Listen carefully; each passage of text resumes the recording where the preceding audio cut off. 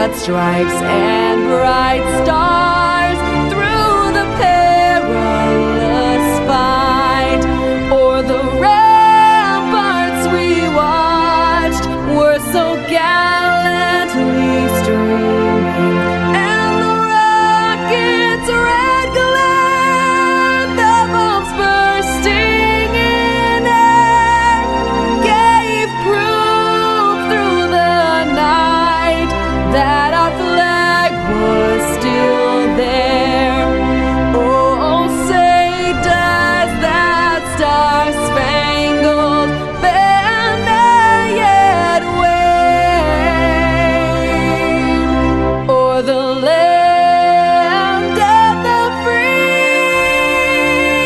and the home of the brave. Greetings, dear viewers. We are happy to welcome you at the online conference, Global Crisis USA. Our ancestors founded a free country for us so that we could live a decent and happy life. And they succeeded. It is prosperous, free, just, united, and most beautiful. A dream country for all freedom-loving people. We are all different. But since the day it was founded, our hearts have been united by one spirit, one constitution, one flag. And it is our America, the land of the free and the home of the brave. It raised us. And its vast expanses we've been learning, working, loving, and developing together. How is it that in one day we began to live worse than the countries we used to send financial aid to? Gasoline, electricity, and food prices skyrocketed. Record inflation is devaluing our salaries and eating away at our savings. How many of our citizens with good jobs and salaries are living in their cars simply because they can no longer afford to pay the increased rent on their homes? How is it that today we are forced to stand in line for chowder, that we are restricted from using electricity, that we cannot fill our car, that we have no drinking water? We are afraid of war, afraid of our own neighbors, afraid to let our children go to school, because even there it is no longer safe. Do you even remember what the American dream is about? This is the reality of America today. It is our reality. We have created it with our own hands. But the worst part of this reality is the worsening of the climate crisis, which our society has no influence on at the moment. Thousands of Americans are already suffering because of the climate, and soon millions of our citizens will be suffering. It is unbearable and scary to continue living like this. How can we save America? How can we save us all? Today, we will bring up topics that concern each American, and most importantly, we will give a solution that will be beneficial to every single person. It is the way out of all these crises that has brought us all together today at this momentous conference. It is time to show what Americans can do when we are all united. So let's get started.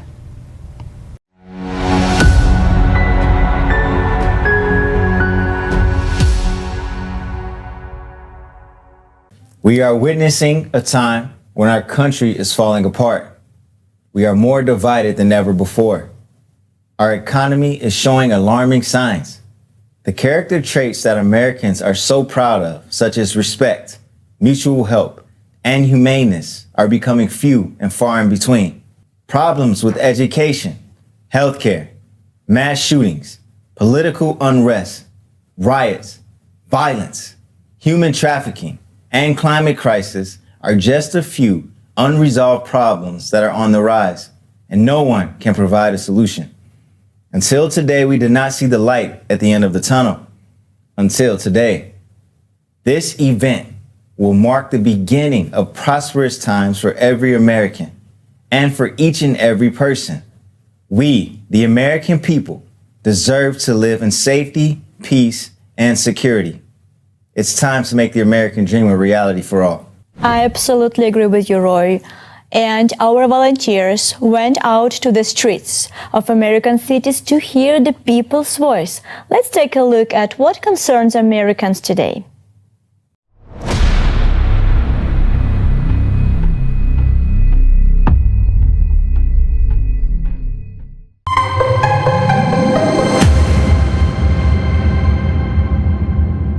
The biggest problem I see in society right now, living in the United States, is people value things over people. The concerns that I have for the United States is the division that we have amongst each other. I'm from Texas, so the shooting last week, it's terrifying. I don't have any kids of my own because I'm scared to bring a kid into this world. I don't want to, send them to school and be worried they're not going to come back. When I have grandchildren, and I don't want them to be scared going to school. I think the biggest crisis is I feel, people fight too much over religion and race. Hate and racism. Racism is like an American tradition. I would like, I should say I would like to live the way I want to live. But truthfully, do I think it'll get like that? No, I don't. I don't think it'll get like that due to just the color of my skin.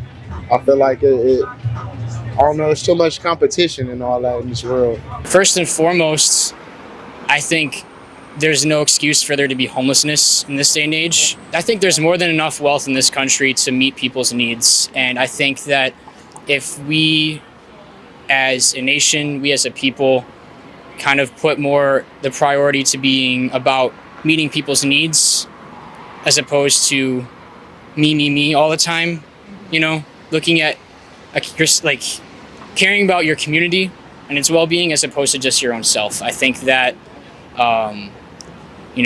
homelessness could be ended, and I think wealth inequality could be a lot better than what it is right now. I didn't expect to see people on the street, homeless people. So I want to think that the gap between the rich and the poor is so wide in the United States. I didn't expect to see that. I see the homeless on the street living inside tents, and it's something I see over in Cameroon. I didn't expect to see it. Gravitation towards extremism and extreme division. I think the inflation is really bad. It's really hard. Groceries used to be like $100 a week. Now it's like $250 every week. $5, let's say gas, or your groceries. You used to spend $200 a month. Now you're spending $700 a month. It's not sustainable. Yeah, I mean, the economy as a whole is pretty tough right now. We got inflation, rising cost of goods. That's tough. Wages, they've been pretty stagnant when it comes to the cost of rent. Home buyers, it's getting tougher and tougher to be a home buyer. We got all these corporations coming in, buying residential homes, making it tough for the regular mom and pop people trying to become a homeowner. So that's making it tough for the American dream to become true. We do that, it might not be possible because of prices are going up 100-200%. Inflation is out of the chart. In my lifetime, I haven't seen this much inflation. The resources, like food, gas, water, things like that puts a lot of people on edge too, because we're experiencing shortages here, shortages there, and famine and all this other crazy negative stuff. It's just like terrorizing and tearing this world down.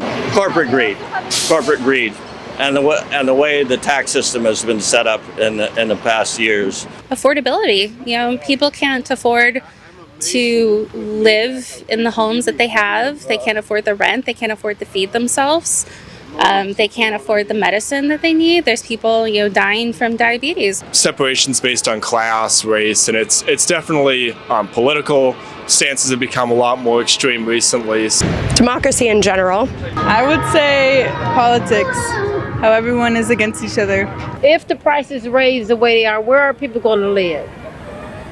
Now you really can't afford a home because the homes, even rent apartment, you can't do anymore. If you're going to raise them, then the salaries need to be raised also. My biggest concern is the lack of financial education in school systems, because we all grow up in the same system. Go to school, get a diploma, go to college, get into debt, get a degree, and work there for the next 30 to 40 years and hope for a great retirement and depend on your employer. But unfortunately, that is not happening nowadays, and people are going back to work at 60 or 70 years old. So the lack of financial education needs to be solved today. Well, I think we do have a lot of problems, but for me, the biggest one that scares me actually is climate change, because I genuinely don't know if by the time I'm 50, if the world will even be like in living condition. I know FEMA gives out a lot of money for contractors to do a lot of disaster relief work, but we actually, as a nonprofit that I was working with, we had to actually go back and redo a lot of work that contractors did because they were just trying to get in and out as fast as possible. So I think that concept is called disaster capitalism, where, you know, making money off of people's natural disasters and what's happened there. The biggest change, at least that we can witness in California, is obviously the wildfires. They're happening with greater frequency. Same with the drought. They're longer and more severe. A lack of compassion for other people.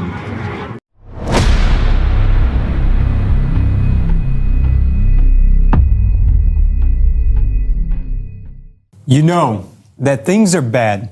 It is no longer a secret to anyone. You see how many issues there are. Today, we are going to look into the root cause of each one of them. And we'll talk about the solutions, how to fix all of this mess that we got ourselves into. To begin with, let's take a look at the economic crisis in the United States.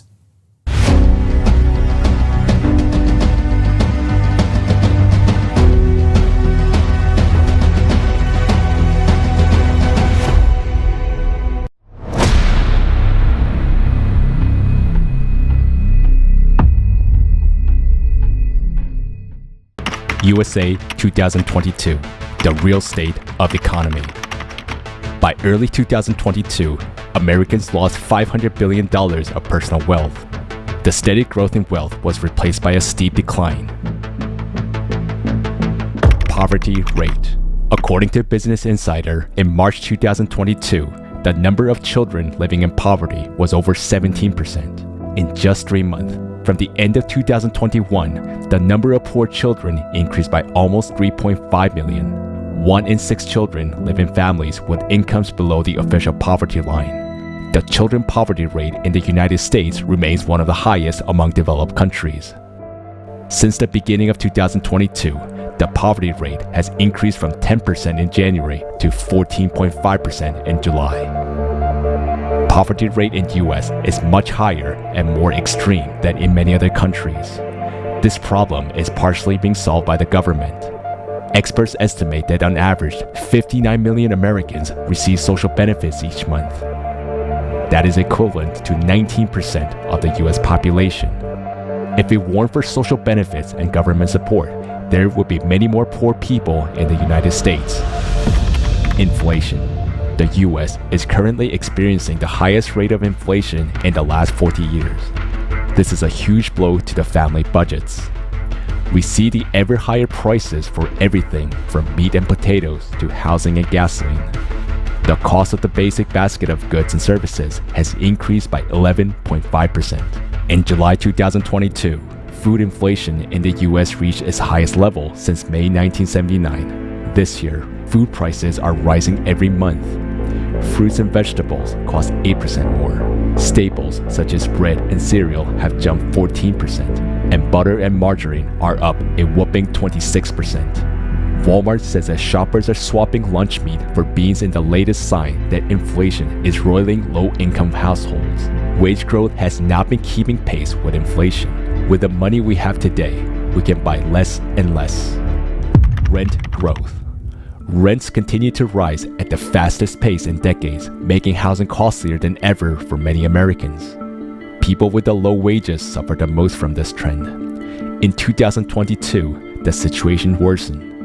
According to Rents.com monthly report, the median price for renting a one-bedroom apartment in August 2022 was $1,769, and for a two-bedroom apartment, it was $2,105.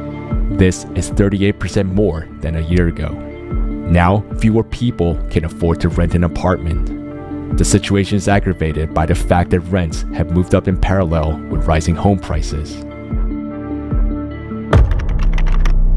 The median home sales price rose nearly 17% last year to a record $346,900, according to the National Association of Realtors. Rising housing costs, combined with persistent inflation for basic necessities such as gas and food, left more Americans newly homeless and millions more fearing they soon lose their homes. We are in a very precarious moment where the cost of living is going up so quickly through the price of gas and food and rent that more people can't afford a place to live anymore. All these factors contribute to exacerbating problem of homelessness. Exacerbating problem of homelessness. Homelessness in America is a sign of a deep crisis. Today, shelters across the U.S. are reporting a great increase in the number of people seeking help. The waiting lists have doubled and tripled during the last months. Now, homeless people are living in temporary shelters or staying overnight in places not meant for living.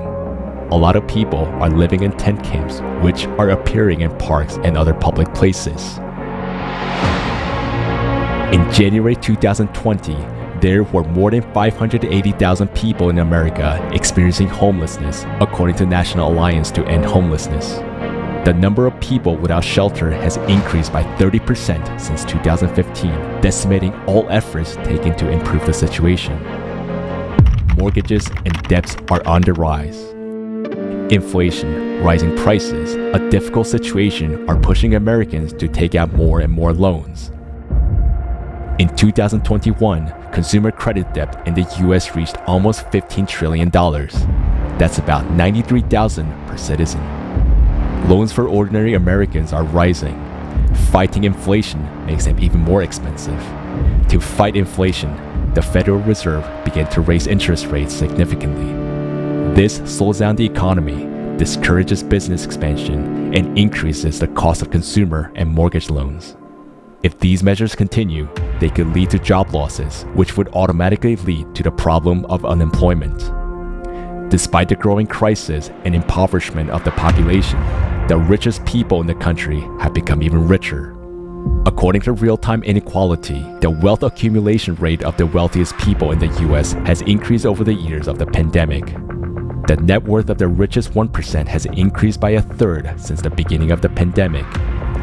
This led to worsening of inequality in the US in 2021.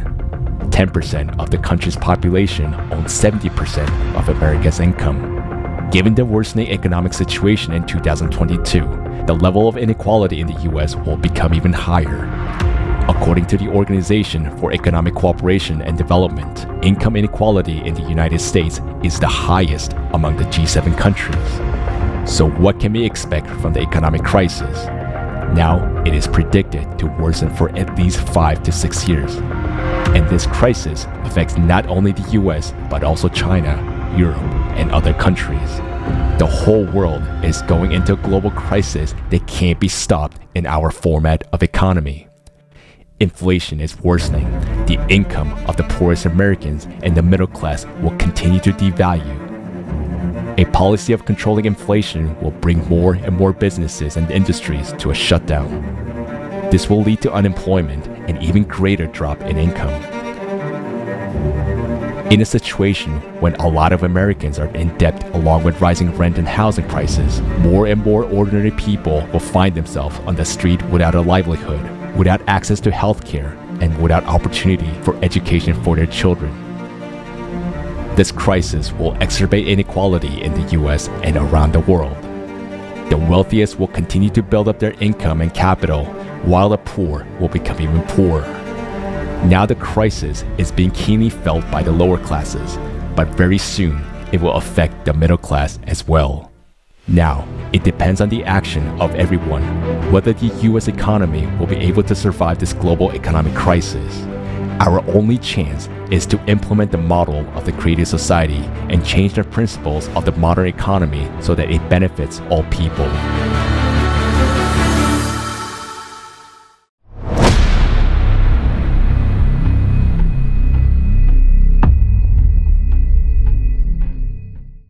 Why the child poverty rate in the United States remains one of the highest among developed countries. This is a real tragedy and we are losing entire generation. I can't believe that such a large percentage of children are in need of food and other basic necessities in our prosperous and developed country. To me, this is a very alarming sign. And the poverty has increased in the USA. It's 14.5%. In addition to that, 60 million people, or 20% of the population, are receiving food stamps or financial aid today, which is not so good compared to other developed countries. And the trend does not look optimistic. Of course. That's why I understand why the streets of California are filled with so many homeless people, including homeless children. Can you imagine what a nightmare that is? And all of us are experiencing rising food and housing prices, and many of us can't pay off credit cards. 42 million Americans miss the due date on a credit card payment.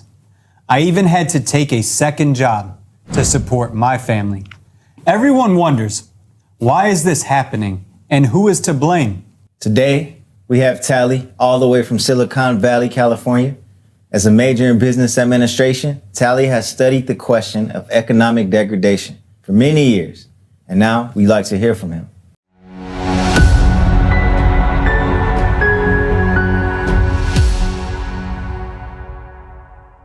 We, ordinary Americans, are trapped in debt, rising inflation, rising interest rates, and ever higher prices for food and real estate.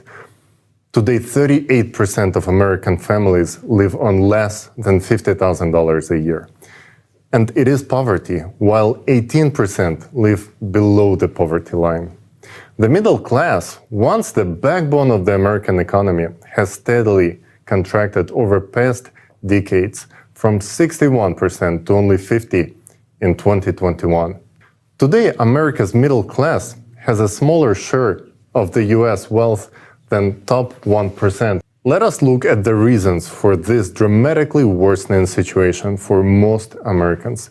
The biggest factor here, devaluating the income of the American families and terrifying the whole world, is inflation.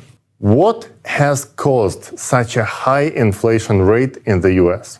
Well, the number one factor is the growth in the amount of money being printed, which outpaces the supplies of goods and services. When the world faced COVID-19 pandemic in 2020, the US economy started to fall into a crisis. Government decided to support the households and businesses during this period and allocated $5 trillion for this purpose. And this amount was simply printed by Federal Reserve System in year 2020.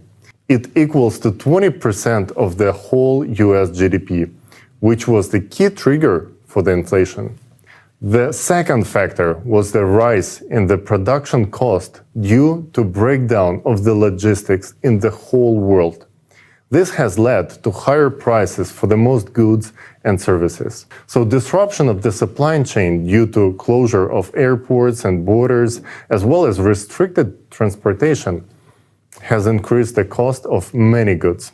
And the third factor that contributed to the inflation was the model of the modern economic system.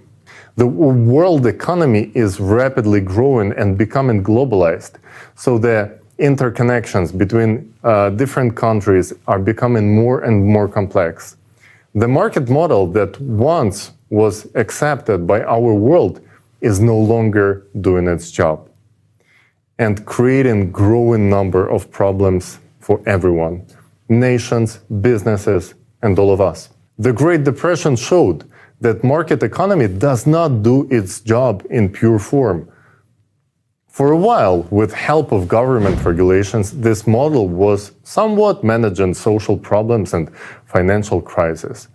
But then came the different era, globalization. All countries are now dependent on each other, and turbulence in one country affects the whole world. No country can individually cope with a huge number of the extreme factors affecting its economy. So we need to take a look at this new solution. How do we fix this system and how do we create conditions for the globalized rapid development while we have AI developing and the global crisis threats are facing all of humankind. We need to combine the efforts of businesses, politics, and science and create another model of the world economy which will meet these challenges. The exactly one that brings benefits to all countries, businesses, and people. And such concept is being developed within the Creative Society project. This concept proposes a universal basic income that would satisfy everyone's basic needs, which is again turns on and stimulates purchasing power and growth of businesses and industries. The Creative Society model puts forward a predictable, stable, world-planned economy with no inflation, tax minimization, no duty fee, and no interest loans for businesses. The Creative Society is a model that overcomes divisions and dependencies of power and money and creates beautiful new world where human life has the highest value.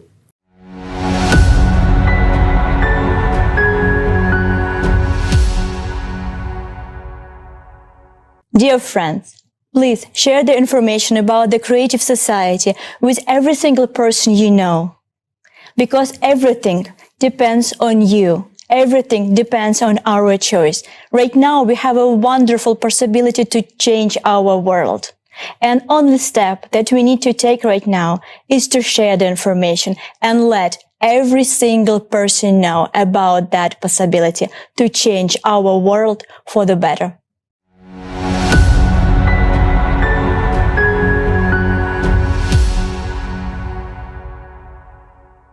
Facts that we just heard are quite disturbing. Can we see that first graph? Income inequality is devastating. Middle class is shrinking faster than ever before. Society is polarized, and you can see how the wealth of the general population has been decreasing for decades. But look at the way it plunged since 2020. If that's not the beginning of a crisis, then I don't know what is. How do they plan to solve the problem of this huge debt bubble? There are really no economic or even mathematical models that can solve the debt problem. It is tens of trillions of dollars that states owe to each other and hundreds in generalized debt. Historically, this kind of crisis always led to a war, and the winner was setting the rules to benefit themselves. And it makes no sense to repeat the same thing. Again, we have to start from scratch before it is all too late. All debts have to be reset. U.S. will benefit from it the most, as the debt of our nation is the biggest in the world. Otherwise, the economy collapsing, like now, that's going to be a hard fall for us to take. That's true. Jason, so what do you think? So can we hear more about the solution? How do you transition to an economy which is interest and debt-free, a thriving economy that serves people? Maybe Kelly can answer this question? Yeah, thank you, of course. Well, first of all, the economy has to have a goal. Without the goal, it's just like, we're not going to do it. And the goal has to be simple, to provide each one of us with everything necessary for living. So basically, it is called universal basic income. And the economy has to generate wealth for all of the people. That is the only way to actually avoid mass unemployment with the introduction of automation, which is already happening. We're already witnessing it. And we can take the best practices from big international corporations and see how they operate and generating profit for their stakeholders. There is no corporation basically in the world which could do business without the plan. And even if you take a small bakery store, they cannot do business without the plan. But we somehow think that invisible hand will figure it out on the world market. That's not working, and it's proven to be a failure. So that is the only way to avoid underproduction and overproduction, to have a plan. And we know how much our ecology is suffering from overproduction, by the way, these days. So yeah, I think first of all we have to set a realistic goal for our economy. But does a universal basic income mean that people will stop working? Good question. Yeah, that's actually a very good question. People think if we're gonna have universal basic income, everybody gonna stop working. But of course not. Like, for example, would you stop making music or doing your business only because you met your basic needs? No. Yeah, I think so too. Nobody would stop doing what they love just because they covered basic needs. And this is just ridiculous to even think so. People always want to do better, and better than just basic level, right? And social status is also important. So people tend to aspire to do better. And the ability to do business and work, it is also very important. And it also has to be everyone's right, just as it is today. But we have to make the system work right for the benefit of people. Today, because of the debt slavery and fears of losing jobs and constant crisis, people are so stressed out that it is basically a constant stress, just constant basis, that many people just simply cannot handle it. And the system itself is driving people crazy. This is one of the major reasons why we have so many problems with mental health in the society, and simply we cannot call our society a healthy society. Agree. Thank you, Tali. And the economic decline also brings a lot of stress and instability into our society. And another topic that I wanted to bring up that's very close to me is mass shootings. And today, this is a huge, huge concern, not only for people, but for parents, for citizens, for all Americans, because that is one of the main topics that talked about today. And unfortunately, today we also see that the solutions that are being provided are not going to solve anything.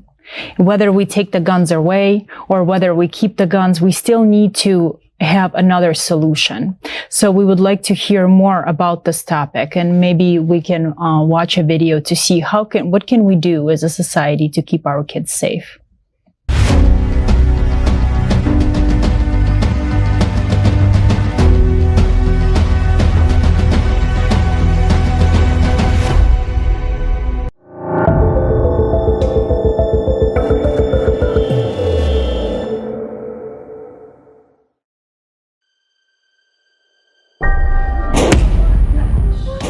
Car accidents are no longer the leading cause of death among children in the United States today. How is it that one of the most developed countries in the world became a leader in the number of child deaths from firearms? We are unable to protect our children.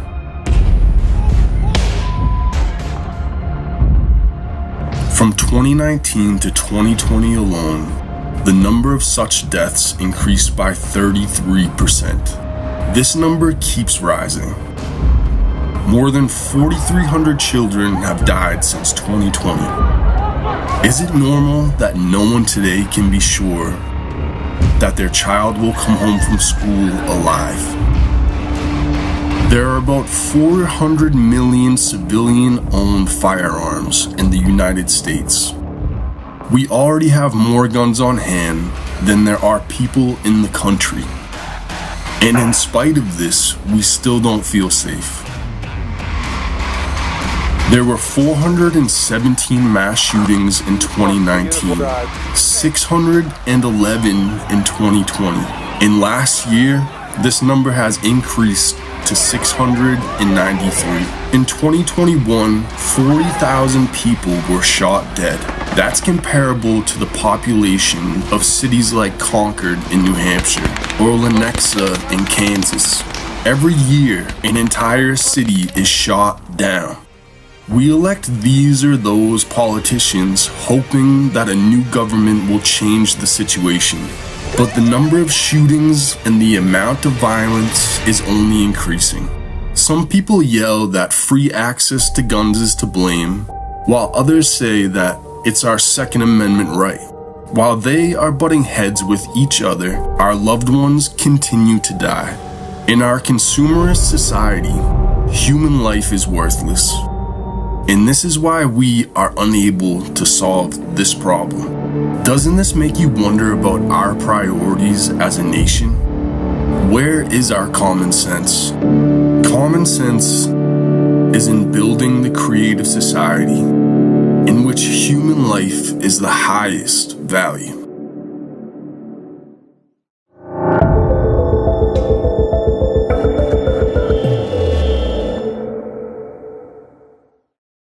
You know, every time I watch the news that more and more include reports on the mass shootings in schools, my heart aches. My heart aches for those parents. My heart aches for, our society.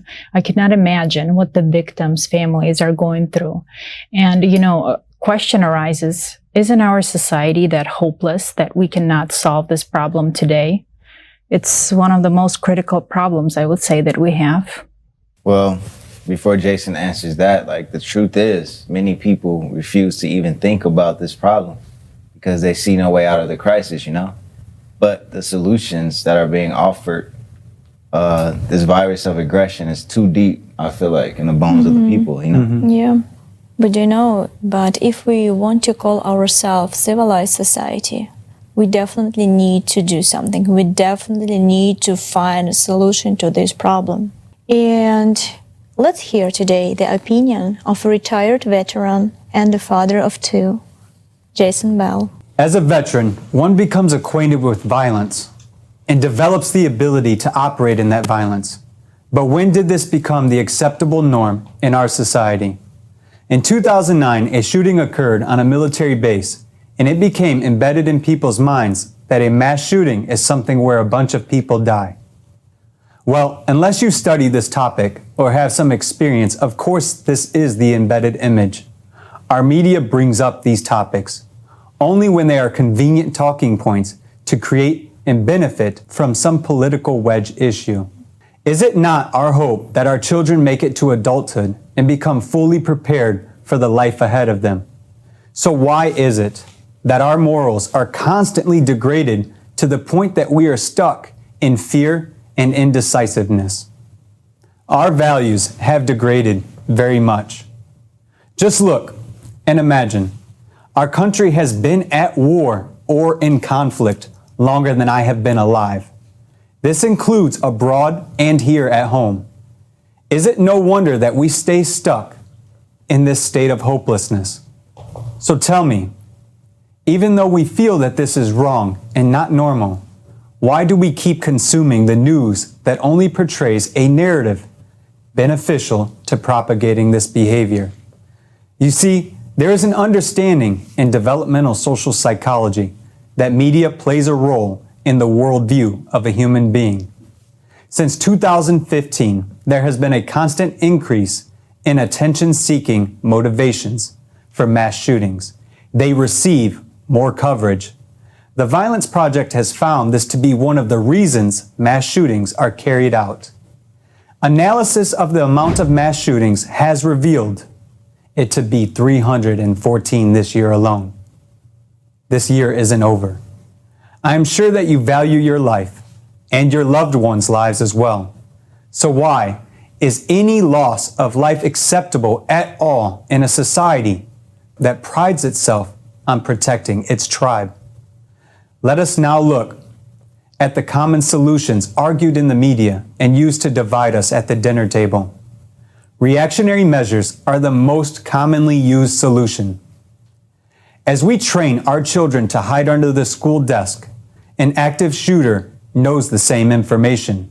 Our actions are similar to instructing murderers where and how to commit their crimes in order to gain more attention. Now take away the guns. This is what many find themselves going to.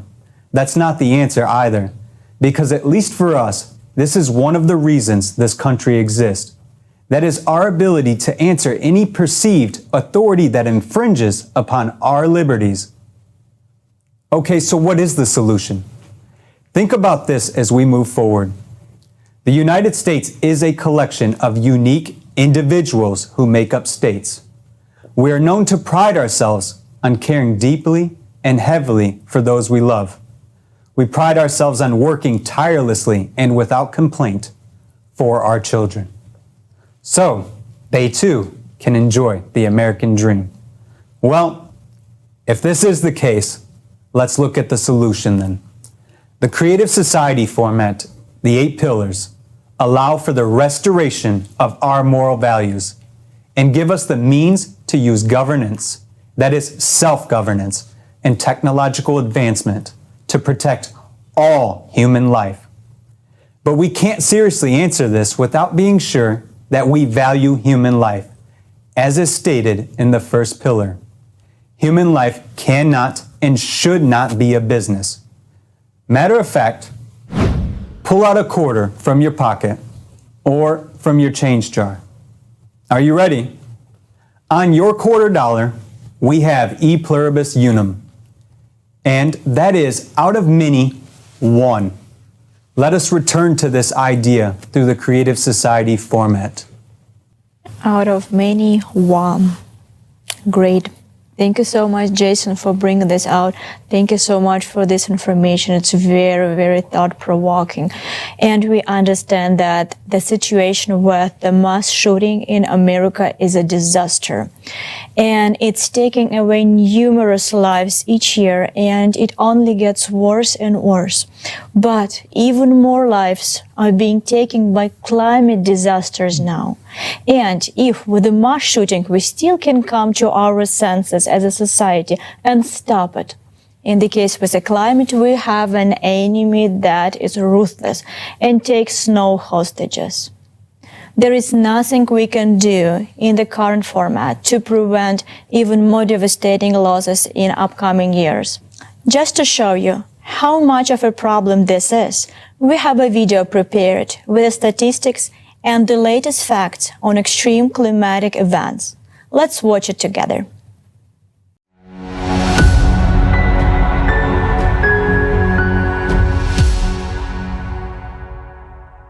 Climate Disaster Monitoring, USA, 2021 to 2022. Tornadoes. Kentucky, Louisiana, Texas, South and Mid-Atlantic Eastern U.S., Iowa, Texas, Georgia, Kansas, Central U.S., Texas, Iowa, Michigan, Ohio, West Virginia. Let's go.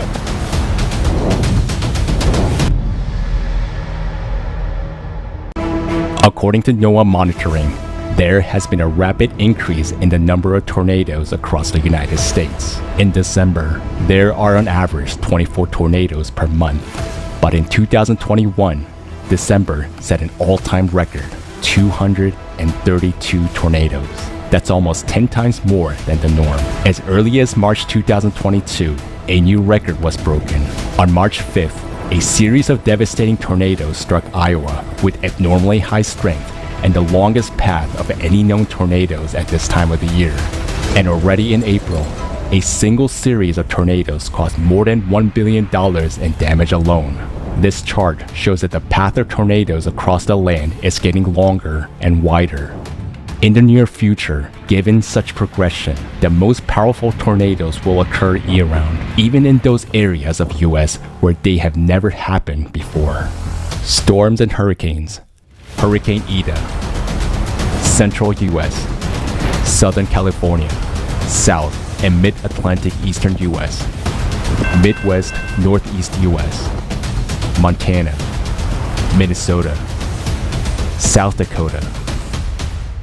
According to the study, the number of powerful hurricanes has increased by 30%. Hurricane Ida intensified abnormally fast and jumped from Category 2 to a Category 4 in about 24 hours. If earlier hurricanes used to weaken after reaching the mainland, Ida maintained its strength and affected 22 states. Ida became one of the most expensive hurricanes in US history, with at least $75 billion in damage. The number of convective storms that have caused more than $1 billion in damage is growing at an unprecedented rate. Between 2000 and 2010, 34 such storms occurred, and in the next 11 years, there were already 93. Abnormal heat and drought. California, Texas, Oregon, Nevada, Utah, New Mexico, Arizona, Connecticut, Massachusetts, Oklahoma, Nebraska, Kansas. According to the U.S. Environmental Protection Agency, extreme heat waves across the country have become longer and more intense. In the United States, extreme heat is the leading cause of death from natural disasters among our citizens. Every year, the temperature anomalies increase.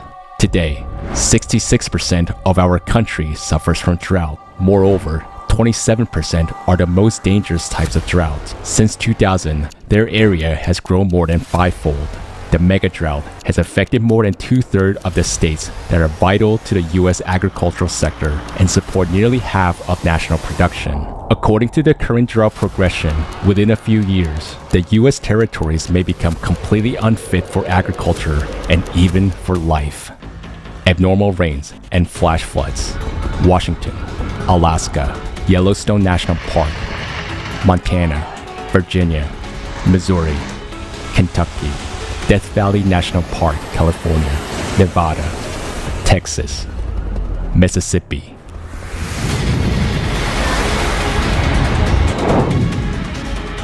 Within days, mega droughts are followed by mega floods. The Death Valley is the most arid place on the planet where rains are exceptionally rare. This July, a year's worth of rain fell here within just one morning in St. Louis, Missouri.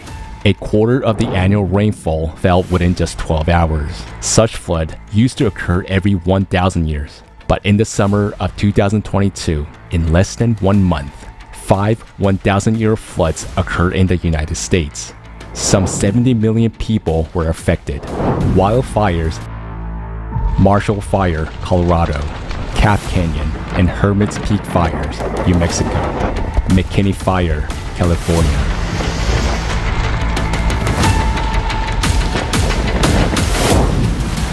This year alone, wildfires in the US have already burned 160% more land than the 10-year average. As of August 30th, the damaged area was more than 7 million acres, the equivalent to the area of the state of Massachusetts. Almost half of all the area affected by fires is in Alaska. The northernmost state is experiencing the largest wildfire season in its history. Wildfires in the US have become not a seasonal threat, but a year-round danger. Only 50 years ago, there was no such thing as megafires, while in 2021, there were 13 megafires recorded, and dozens more almost reached this area. The Marshall Fire in Colorado broke out in late December. Its winds accelerated to a speed of a Category 3 hurricane and became the most expensive fire in the state's history. Losses totaled $2 billion. Climate disasters are increasingly hitting the global economy. In the US, over the past 10 years, the climate has caused more than $1 trillion in losses, and 2/3 of this amount falls in the recent 5 years. In 2021, losses from the natural disasters total $169 billion, which is 95% above the 21st century average. Over the last 30 years, the number of natural disasters has been growing at a shocking rate. But that's not the trouble yet. The real trouble lies ahead.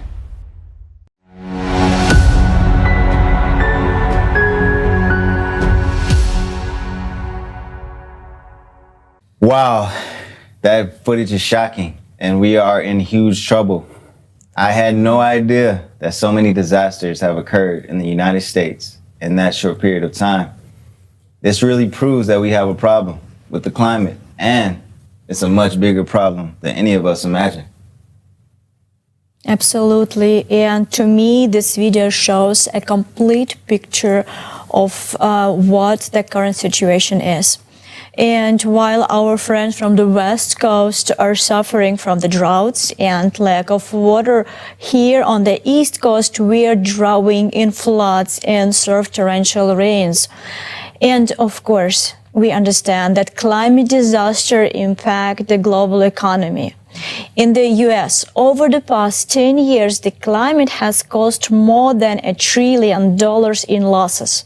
Just think about this number. If last year there were many skeptics who said this is natural warming, which has happened many times before, or there was ones that said, we are fine, our region is definitely not going to be affected. Maybe last year, there were many people like that, but not this year.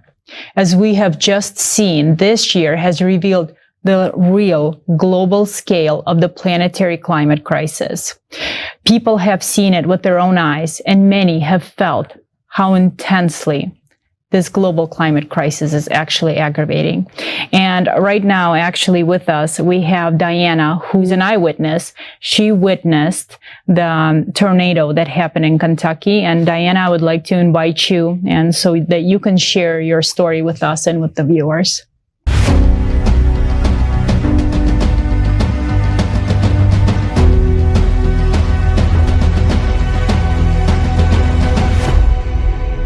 Thank you so much for having me, everyone. It's a pleasure to be here. And as you all know, on December 10th, an EF tornado hit the United States and affected 10 states, including Kentucky, with an epicenter in Mayfield. And EF4 is the second strongest tornado on the enhanced Fujita scale. It was the most destructive tornado in Kentucky history, and we were completely unprepared for it. As a Kentucky resident, I was heartbroken when I heard about the tornado in Mayfield. The sirens went off at 4 a.m. on December 10th. Even 300 miles away from the epicenter in Lexington, it was very frightening. When I visited Bremen, Kentucky, they lost 10 people within their town. For a town this small, losing 10 people is a huge loss.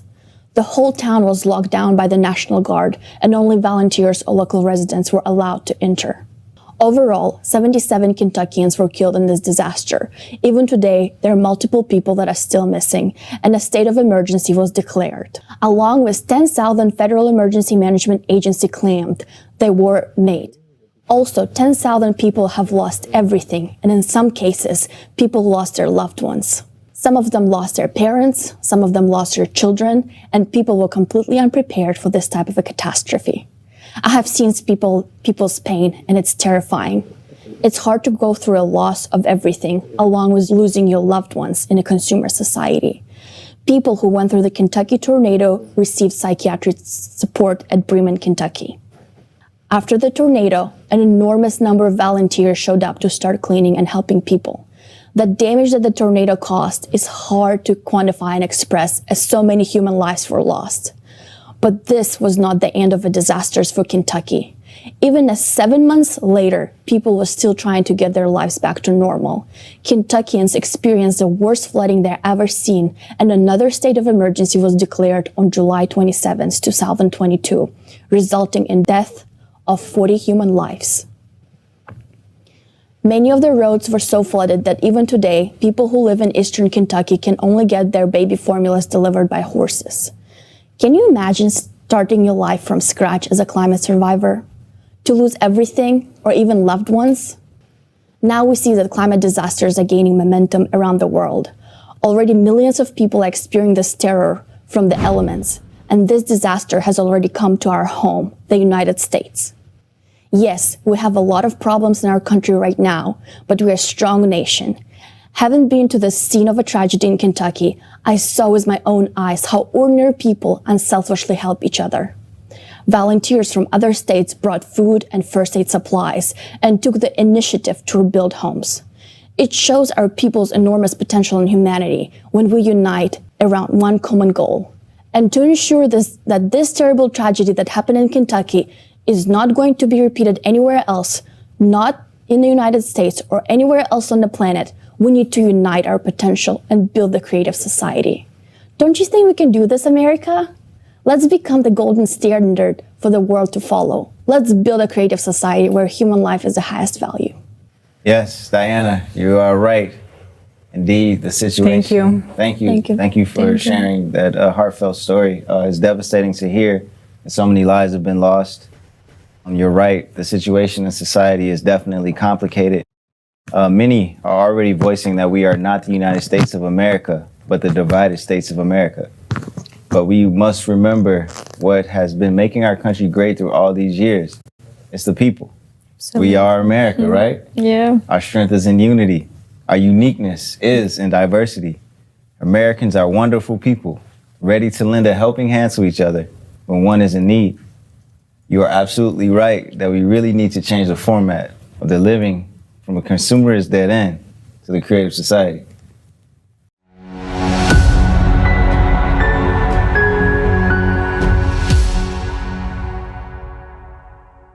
My friends, loved ones, and colleagues, and my fellow Americans.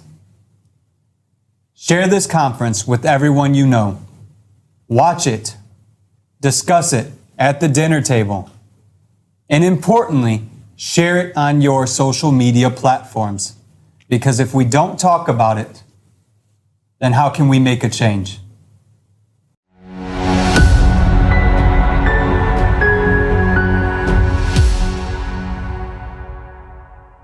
Today, it is already obvious for everyone that climate is changing, and no one can really deny that. Although we are being told that this change is human-made and is caused by anthropogenic CO2 emissions. But is that really the case? Can humans affect the climate that much? There has been an uneven fight against CO2 emission for almost 4 decades. They implemented new taxes, quotas trades on markets, and billions of dollars have been allocated from budgets to green projects. But the more we fought CO2, the more money we invested into this fight, the more things with climate were actually getting worse and worse. So to start with, let's understand what CO2 is and how much of it do humans emit.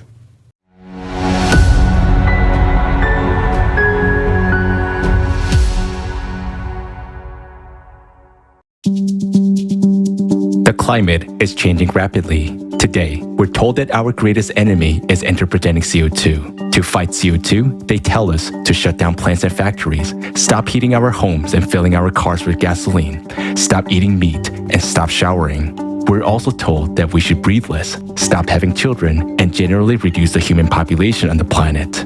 And of course, we should pay more taxes as much as possible. This unequal battle with CO2 has been going on for over 40 years already. But so far, these measures have not been successful. On the contrary, from one climate conference to another, the level of CO2 in the atmosphere only continues to grow, completely ignoring all international rights and norms, as if we're paying for it to grow. Do you even know how much CO2 is actually in the atmosphere? Carbon dioxide is a trace constituent that is critically low in the atmosphere. According to the official data, the level of CO2 is 400 ppm. What does this mean? ppm means parts per million. In other words, there are 4 molecules of CO2 for every 10,000 molecules of air in the atmosphere. But we're told that these molecules trap heat coming from the Earth and warm the atmosphere. But how can 4 molecules trap heat for 10,000 other molecules in the atmosphere?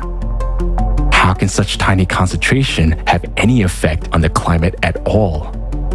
Even a school student would understand that they can't. Yes, CO2 is increasing, and no one is denying that. It is known that CO2 has increased from 315 ppm to 400 ppm over the last century, which may seem like a huge increase. But in reality, this increase of atmospheric CO2 is merely 0.008% in terms of the entire atmosphere, or the addition of only 1 molecule per 10,000 other molecules in the atmosphere. Hold on a second though. It's not just humans that add CO2 to the atmosphere. There are also natural sources such as oceans, volcanoes, trees, and marshes. How much CO2 does humanity produce then? Just imagine, the whole world is being taxed for emitting only 1.3% of all CO2 in the atmosphere. How can one make sure of that? You can take the official data on anthropogenic CO2 emissions in all countries, add them up, and compare it with the CO2 content in the atmosphere. Now, the moment of truth. In 2020, over 33,000 megatons of CO2 were emitted in total in all countries, while the atmosphere contains 2.5 million megatons of CO2. That means, in reality, 98.7% of CO2 is added to the atmosphere by natural sources. Even if we stopped all the factories and plants in the world, and even if we stopped breathing, it would result in a CO2 reduction of less than 1 ppm out of 400 ppm by 2050. Meanwhile, disasters are already destroying lives and entire countries for completely different reasons. CO2, let alone humans, has no effect on warming whatsoever. If you look at the data over the past 160 years, you will see that despite all the efforts of humankind to emit more CO2, this gas could not decide whether to heat the atmosphere or to cool it. Similarly, before the industrial age, the planet heated and cooled on its own without any help from humankind. Curiously enough, during the 2020 pandemic, humankind significantly reduced its CO2 emissions. The entire world was under quarantine, plants and factories were shut down, and the air in the cities was cleared of exhaust fumes. However, the concentration of CO2 in the atmosphere continued to grow regardless of the quarantine. And this is understandable. After all, humankind adds only 1 molecule per million of other molecules in the atmosphere. The main orchestrator of atmospheric CO2 is the ocean, since about 95% of the Earth's carbon dioxide is dissolved in its waters. When the ocean cools down, it absorbs gases better, and the concentration of CO2 in the atmosphere decreases. Conversely, heat from the warming oceans is transferred to the air, and only after 11 to 12 months, there is an increase in CO2 in the atmosphere. In other words, the increase in carbon dioxide is a consequence of a heating, not its cause. And humanity has nothing to do with this process, nor does it have anything to do with climate change. But if CO2 increases naturally, it must intensify the greenhouse effect anyway, right? That is absolutely not the case. The most important greenhouse gas is water vapor, whose content in the atmosphere is 50 to 100 times more than all the CO2, and is water vapor that creates up to 95% of the greenhouse effect. There is no point in discussing man-made contribution to the greenhouse effect, as it is less than 0.117%. But perhaps most surprisingly, according to experiments and theoretical calculations, the growth of CO2 in the atmosphere has a cooling effect. Scientists did a field experiment where they built greenhouses and pumped carbon dioxide into them. And this experiment showed that increasing concentration of CO2 only slows down the heating of the atmosphere. You can conduct such experiment yourself using the materials at hand. You can watch a video of such an experiment using the QR code on the screen. Now, we know that atmospheric CO2 concentrations is so tiny that not only does it not heat up the atmosphere, but on the contrary, it cools it down. Anthropogenic CO2 emissions are negligible and are not able to affect the climate in any way. And another question remains, why are natural sources emitting more and more CO2 today? Ice cores from the last pre-industrial 100,000 years, when there were no cars or factories, contained CO2 concentration that were well over today's 400 ppm, for example, between 700 and 2,500 ppm. For some unknown reasons, however, these data began to disappear from the articles in 1985, which strangely coincided with the establishment of the Advisory Group on Greenhouse Gases that later became the Intergovernmental Panel on Climate Change. But then, another reasonable question arises. What can cause such a significant increase in CO2 if humans are not to blame? Our planet is currently going through a period of global climate catastrophes occurring cyclically every 12,000 years. During this period, due to the changes within the planet, volcanoes and earthquakes become more active, causing magma to ascend and the ocean to heat up enormously. Heating of the deep ocean and awakening volcanoes are causing the concentration of CO2 in the atmosphere to increase rapidly. And this happens every 12,000 years. While they are creating an illusion of fighting the negligible amount of CO2, millions of people are dying, cities are being destroyed, and the number of climate refugees is growing. The only way to escape the escalating disasters for us is to unite in order to build a creative society. Only together can we create a better world for our children and save billions of human lives. Our future depends on each and every one of us.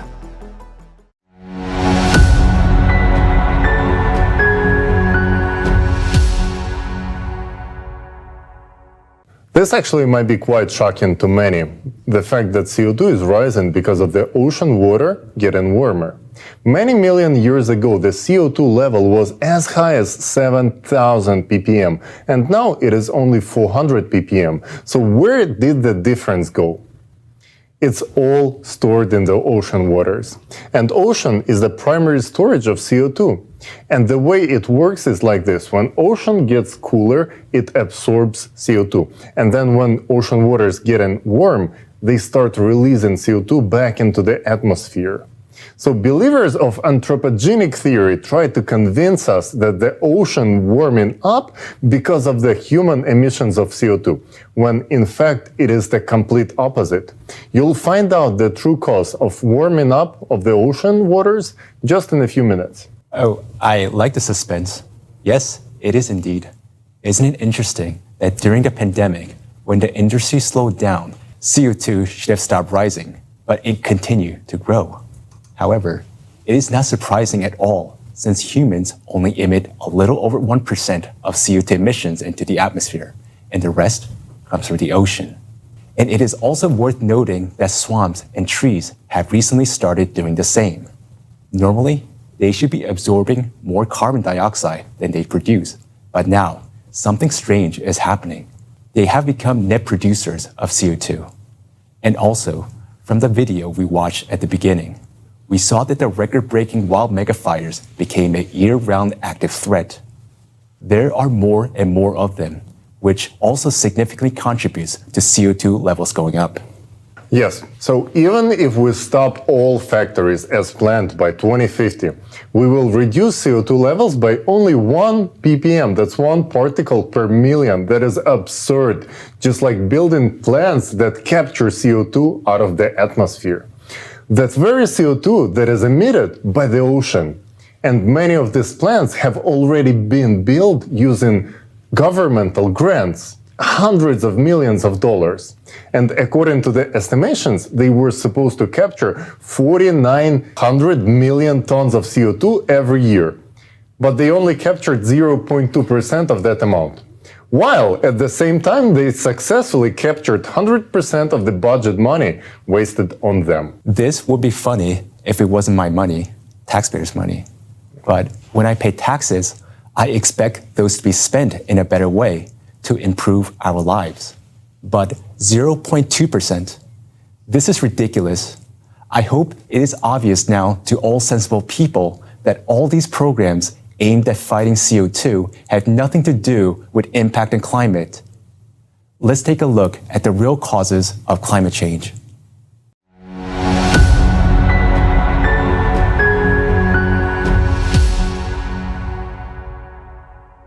One of the well-known signs of global warming is the melting of glaciers. It is no longer a secret that glaciers melt from the bottom up. But why is it happening this way? Let's take a look.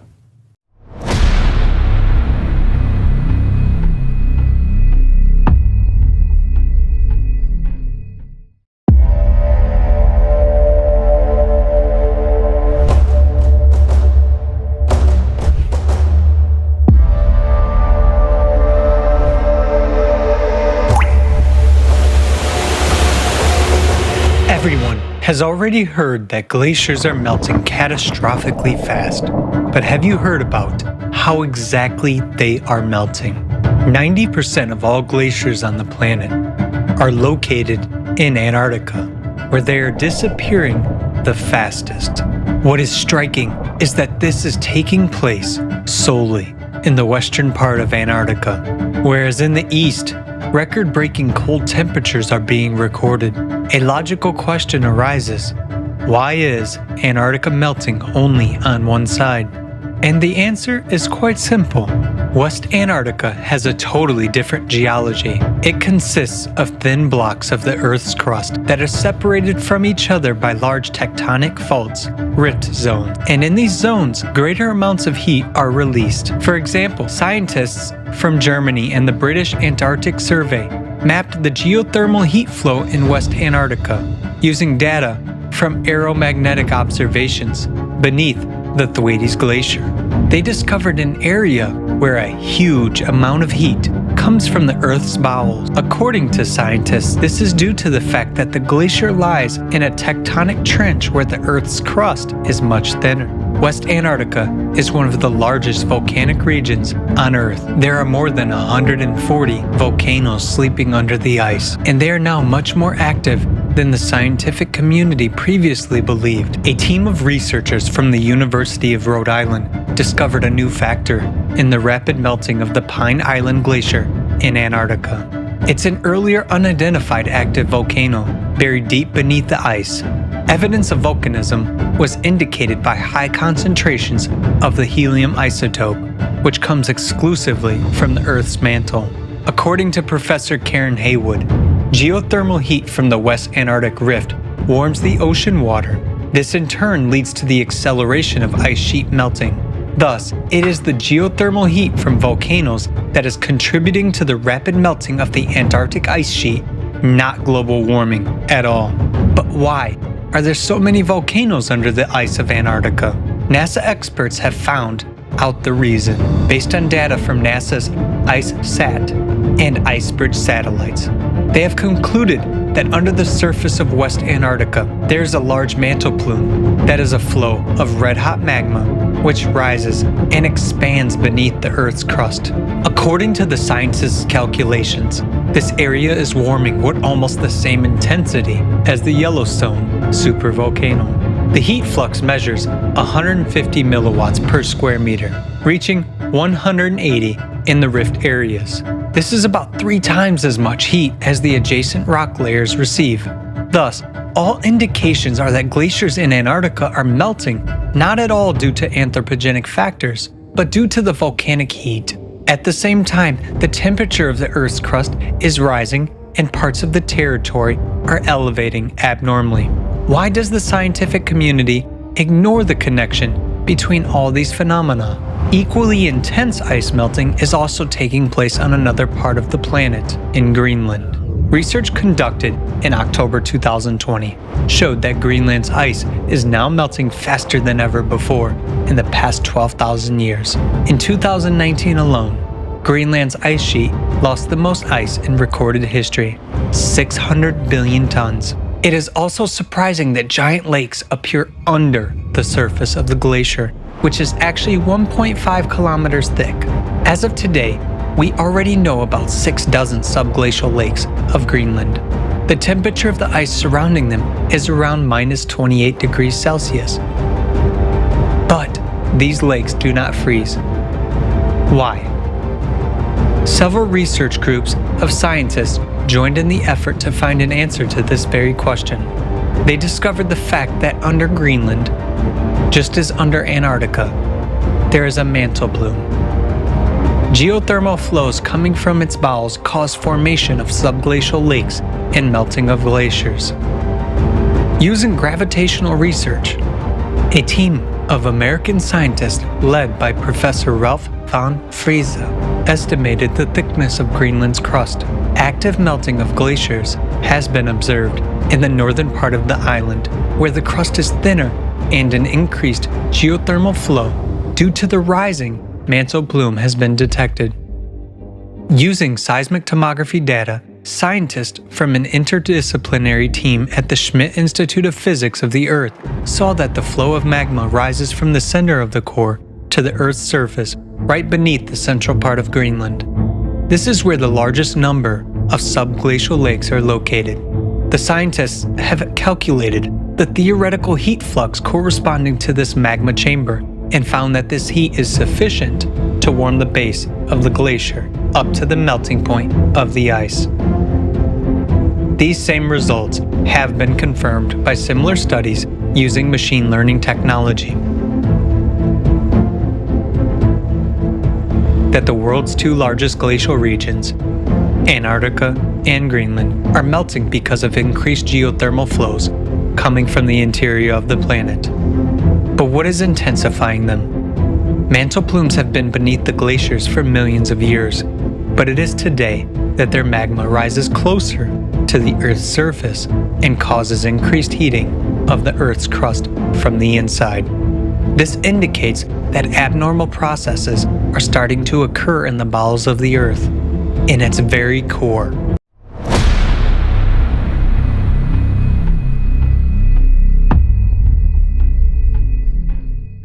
So, it turns out that the magmatic hotspot under Antarctica and Greenland have been under the glaciers for millions of years.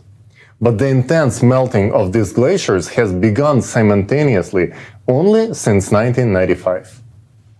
Exactly. So for some reason, magma under the glaciers began to rise up after 1995 and melt the glaciers from below. Now, remember this year, you will hear it a lot today. Another unexpected fact is that starting from the very same 1995, deep waters in the Weddell Sea, right next to the West Antarctica, has begun to heat up. In the Weddell Sea, the water is hidden at the ocean floor at the depth of more than 2,000 meters. And at the very same time, the upper 700 meters are almost not heating up at all. And this is not surprising. After all, the Weddell Sea is bounded on all sides by volcanic structures that are currently active. Yes, so the Weddell Sea has been heating up since 1995, and this is caused by the rise of magma. Today, the heating of the ocean floor is not only happening in the Weddell Sea region, but also all over the world. And why don't we watch a quick video on that as well?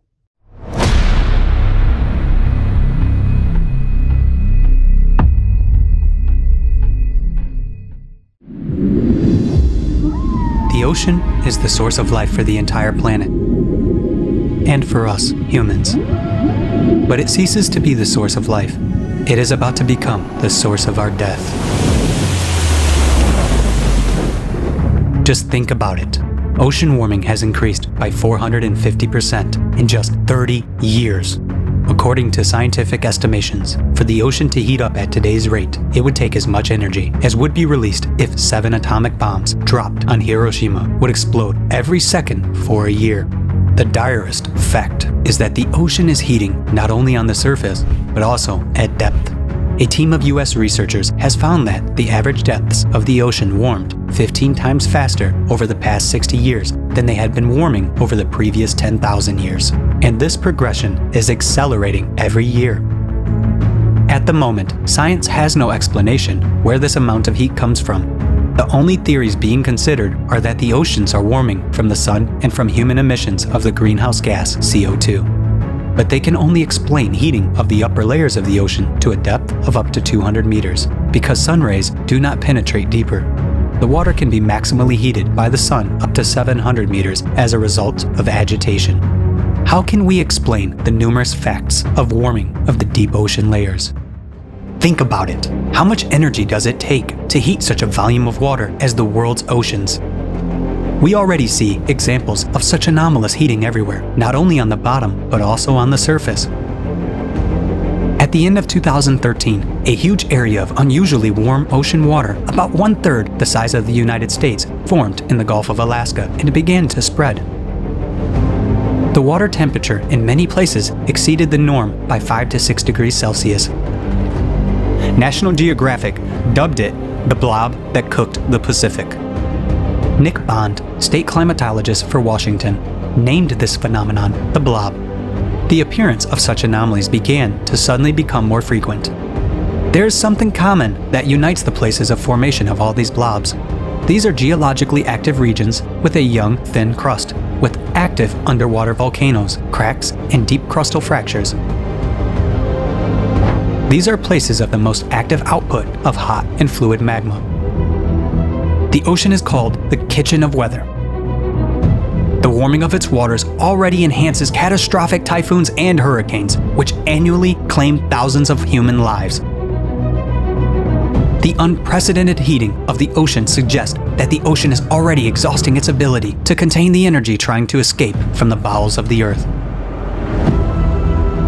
And when magma reaches the denser and thicker rocks of the continental crust, which on average is 2 to 3 times thicker than the oceanic crust, then the processes of cascading eruptions of land volcanoes will begin, and it will be too late to stop this process or to seek salvation.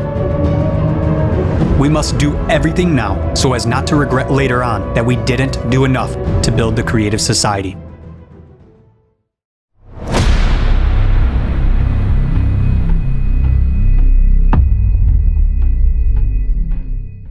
The way that the ocean hits at the bottom is truly shocking. It is important to note that the thermal anomalies in the ocean started to appear more frequently after 1995. So what happened in 1995, you're going to ask? It is well known that since 1995, the magnetic North Pole began to shift rapidly with an increasing speed, which eventually became 4 times greater than usual.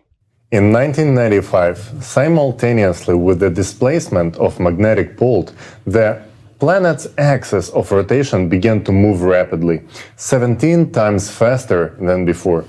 At the same time, there was registered one of the stages of unprecedented leap-like acceleration of the planet's rotation. You can see it on the graph of shortening of the day length. Yellow lines indicate how quickly the day begins to shorten, and the red arrow marks the stage in 1995. And judging by the trends, the speed of the planet's rotation will only keep accelerating. And all these changes are related to the changes in the rotation of the planet's core, because it is the core that generates that magnetic field and affects the rotation speed of the planet. Now, let's see what has been happening to the planet's core and what has happened after 1995.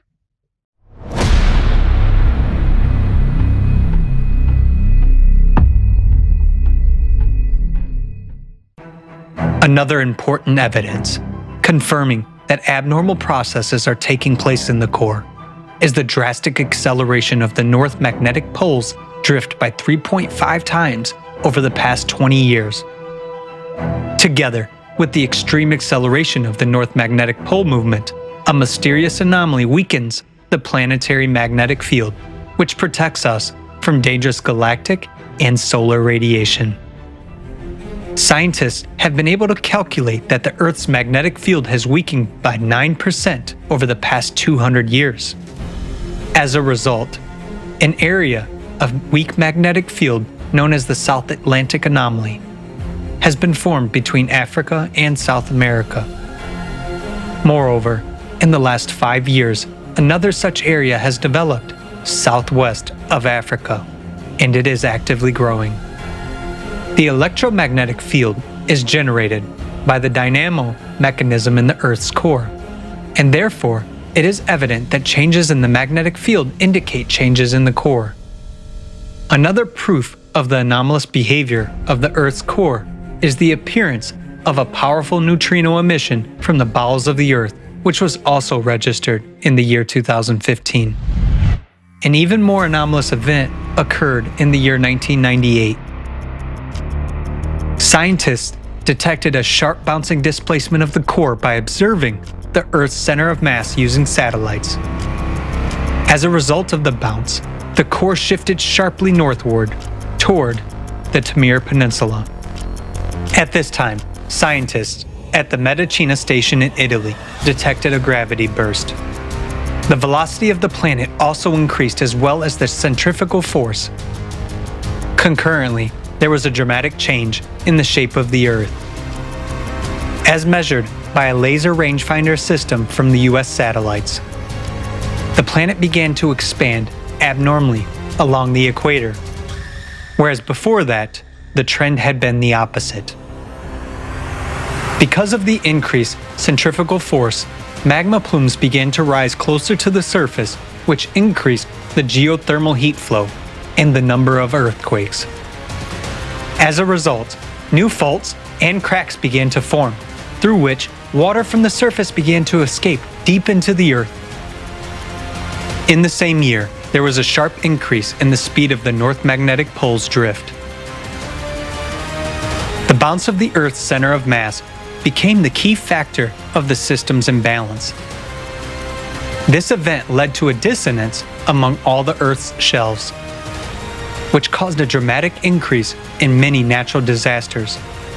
earthquakes, volcanic eruptions, tsunamis, hurricanes, tornadoes, and so on.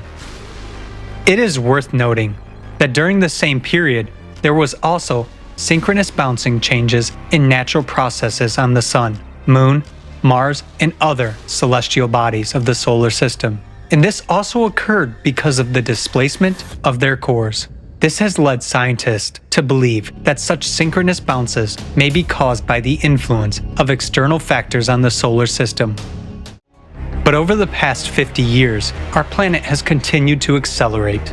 Since the year 2016, this trend has intensified even more. July 19, 2020, was recorded as the shortest day in the history of observations. Even seemingly insignificant acceleration of the huge mass of the Earth will cause catastrophic consequences in the near future.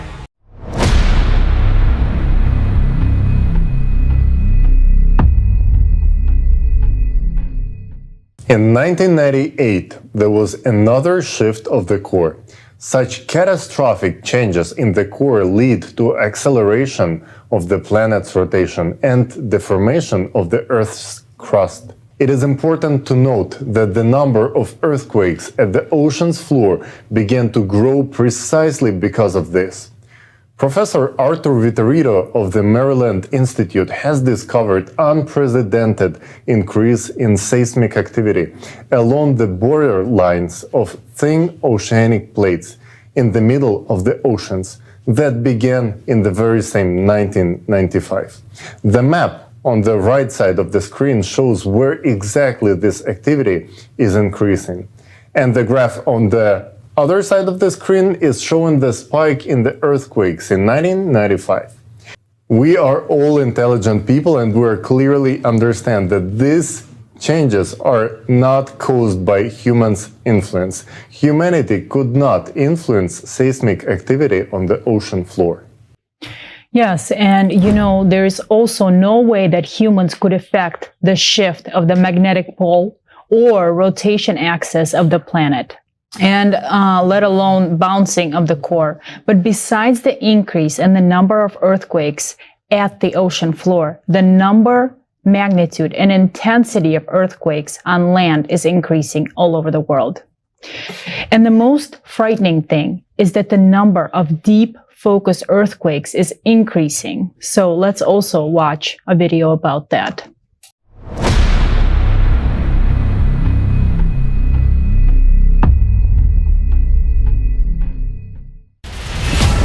Earthquakes and volcanoes. The power of the Earth's interior manifests itself unpredictably on the surface, causing colossal damage and destroying all life around. In the recent years, these emissions of planetary energy have been growing exponentially in gigantic leaps. Something inexplicable has started to happen. In 2015, a record-breaking earthquake was registered near Japan at a depth of 751 kilometers. This had never been seen before, and indeed was considered impossible by the scientific community. Earthquakes were thought to occur only in the Earth's crust and upper mantle when blocks of lithospheric plates break and shift. At great depths, matter is more malleable and does not behave like brittle glass, but rather like plasticine. There is nothing breakable there, but earthquakes do happen, and that is a fact. The horrible part is that their number and magnitude are increasing.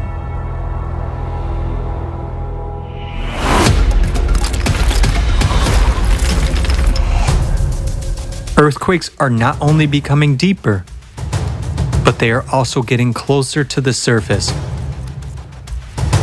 which means they are becoming more destructive.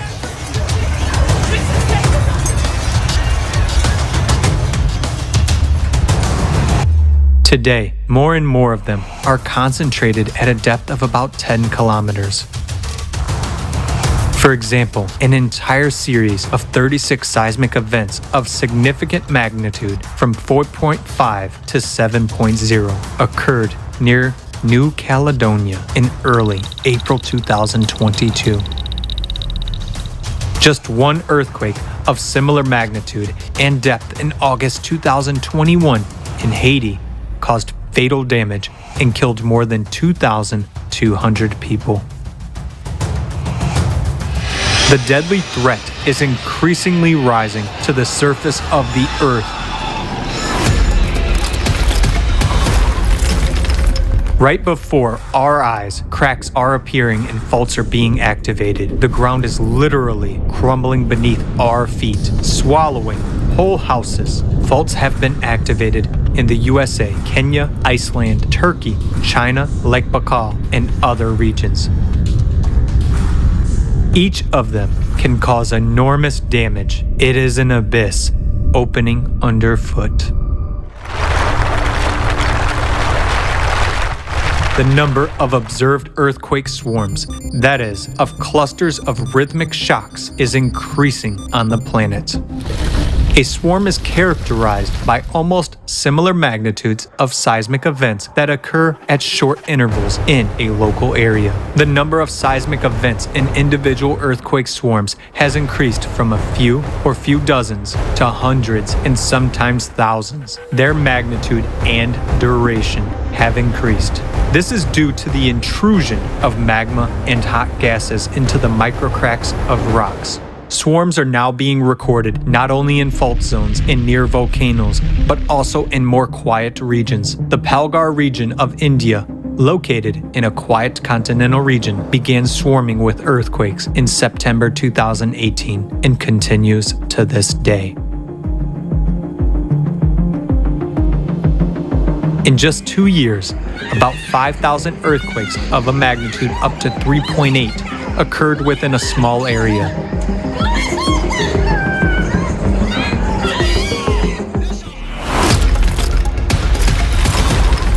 And what has been happening since August 2020 in the Bronzefield Strait off of Antarctica has been described by scientists as a huge magma intrusion. Some 85,000 earthquakes have been detected in the first 6 months, with a maximum magnitude of 6. Normally, these processes occur over geologic timescales as opposed to over the course of a human lifespan, said study co-author Simone Cheska, seismologist at the Research Center in Potsdam. Magma is literally devouring the lithospheric plate from the inside, having traveled 2/3 of the way to the surface in 6 months. Only 5 kilometers of rock remain before a catastrophic rupture occurs. And that is just one example. Similar things are happening everywhere.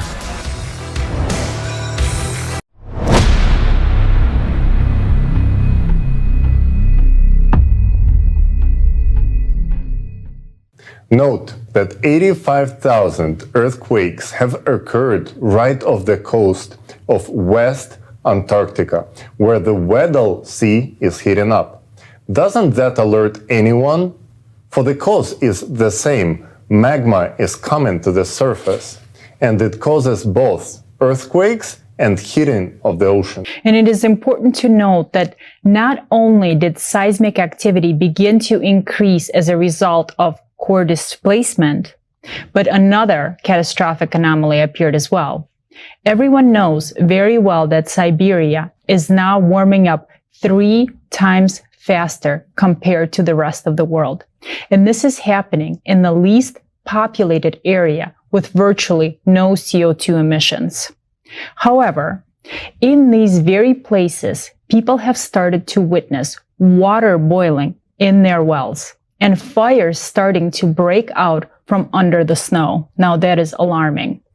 And look at the trajectory of the direction of the core shift. If you looked at the projection from where the core shifted, it is under West Antarctica towards Siberia. That means the shifting of the core caused 2 waves of magma to rise from the Earth's inside in opposite directions, intensifying the rise of magma, which began in 1995. However, the rise of magma occurs not only in Siberia and West Antarctica. Let's watch a video about that.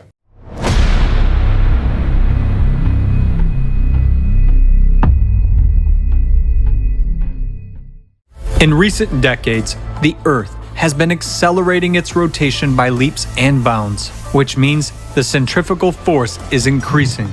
As a result, at the equator, the planet is expanding and increasing in volume. This causes the Earth's crust to crack and geological faults to activate.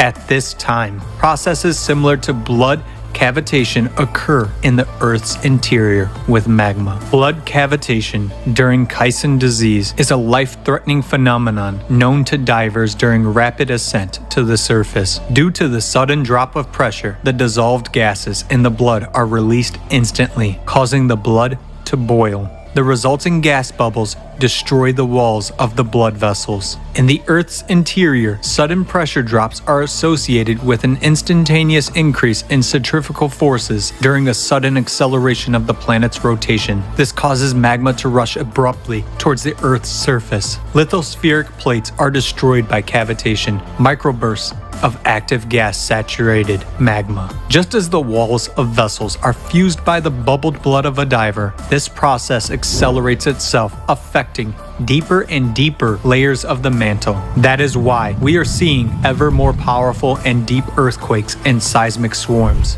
The proof that this process is increasing and accelerating can be seen in the massive double-deep earthquake in Peru.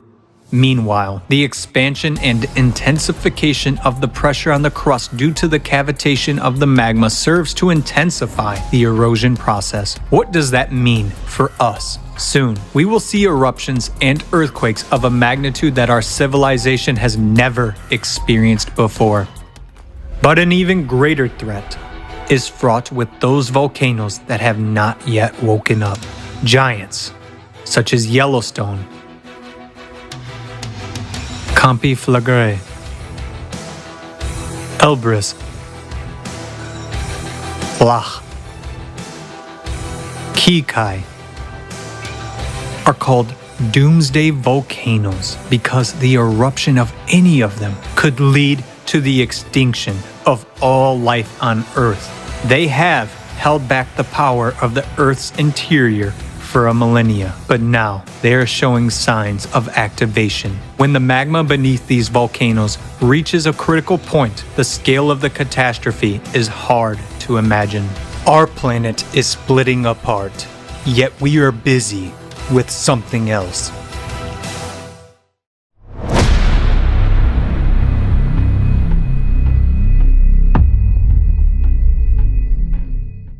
The acceleration of centrifugal forces and the shifts of the core begin to push magma sharply to the surface. And this has not been happening for millions of years, but this is happening right now. Recall how quickly magma surfaced near Antarctica. Magma erodes and heats up the lithospheres from the inside. Yes, and it turns out that now magma rises up and expands in volume. And because of this, it's increasing pressure on the Earth's crust.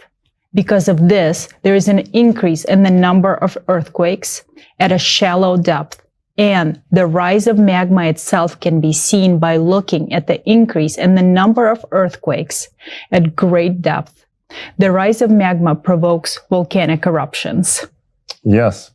We should keep in mind that there are 3 known supervolcanoes in the US, and the most famous one is Yellowstone, which is giving alarming signs of seismic activity. So when magma gets even closer to the surface, supervolcanoes will inevitably react. So what are the reasons for this instability in the core, which causes the acceleration of the planet's rotation and pushes the magma outward? Let's watch a video on this topic.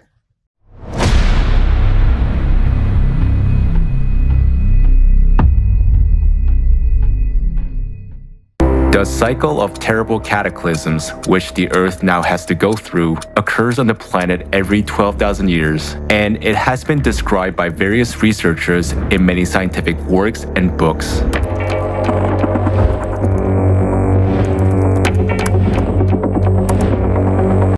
The Earth's core creates a magnetic field. The Earth's magnetic poles are movable. Their sudden shift is called geomagnetic excursion. and note in which time intervals such excursions took place over the last 120,000 years. The interval between them is approximately 12 to 13,000 years. It is shocking that at the same time, there were sharp rises in world sea level, glaciation, and the strongest volcanic eruptions. Each time during such excursions, the magnetic field of the Earth became 8 to 10 times weaker, and this led to an increase in the flux of cosmic radiation. Douglas Vogt, geologist, has analyzed the carbon-14 dating of sediments. The data obtained irrefutably prove that glacial periods have cyclicity of about 12,000 years. You have the Earth's magnetic field reverses, and immediately after that, you have the Ice Age. The reason why the Earth's magnetic field reverses is because of this clock cycle. And also geologists recorded that over the past 2 million years, simultaneously with the glacial periods and polar inversions, there was an increase in volcanic activity.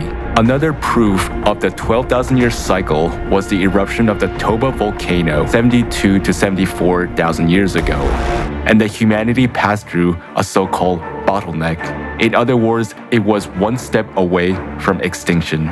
The most destructive volcanic eruption in history, which occurred in other 12 millennial cycles, were the eruption of Phlegraean Fields, Taupo volcano in New Zealand, Lake volcano in Europe, Mount Vesuvius, Santorini, Ira, and many others. Lava flows, organic material in glacial till and moraine, all pointed to these 12,000-year cycles.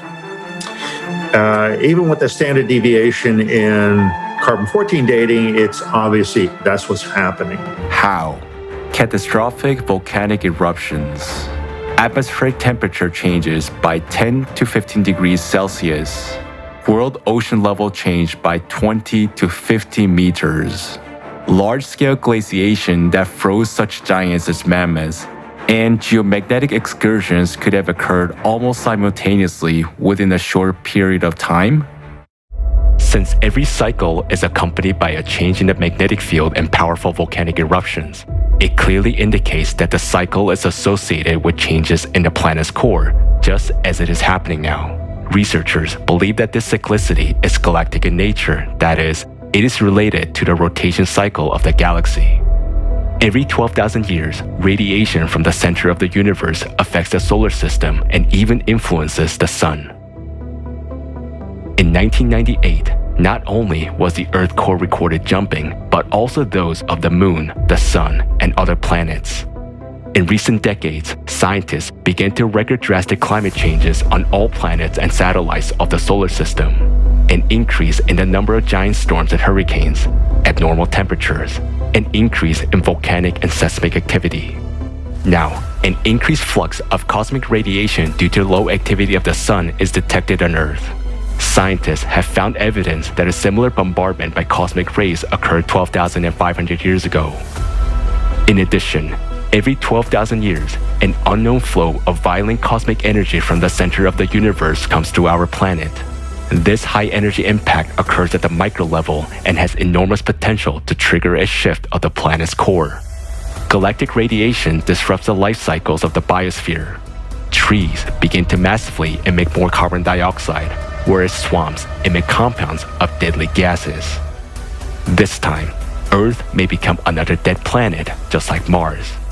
The planet's immune system is now destroyed by the toxin that our technogenic civilization has excreted.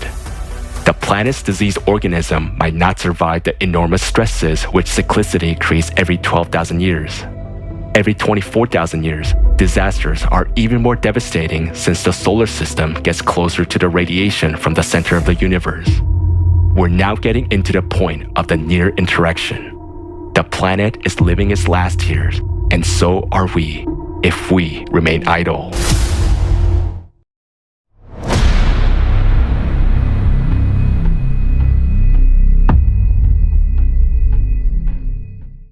The cause of the climate change is the 12,000-year cycle of cataclysms.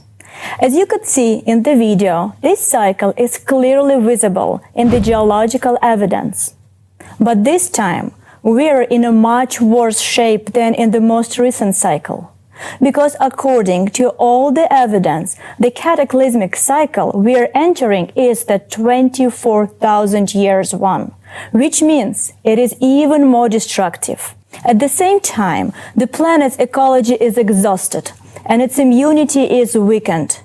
But we have not even reached the highest point of this cycle, while the cataclysms are progressing with terrifying speed. This means that when we reach the peak of the cycle, the planet may not survive. Note again that climate change is now occurring on other planets of solar system as well, and humans have absolutely no influence on it. Based on this fact, we understand that this is an external influence. This is some kind of radioactive influence.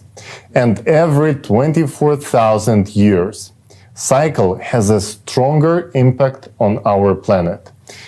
It is this radiation that sets the cyclicity of cataclysms and affects the core of the planet.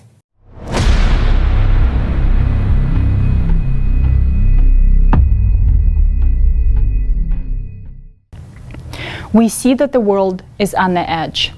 We see it with our own eyes. Everything around us is falling apart.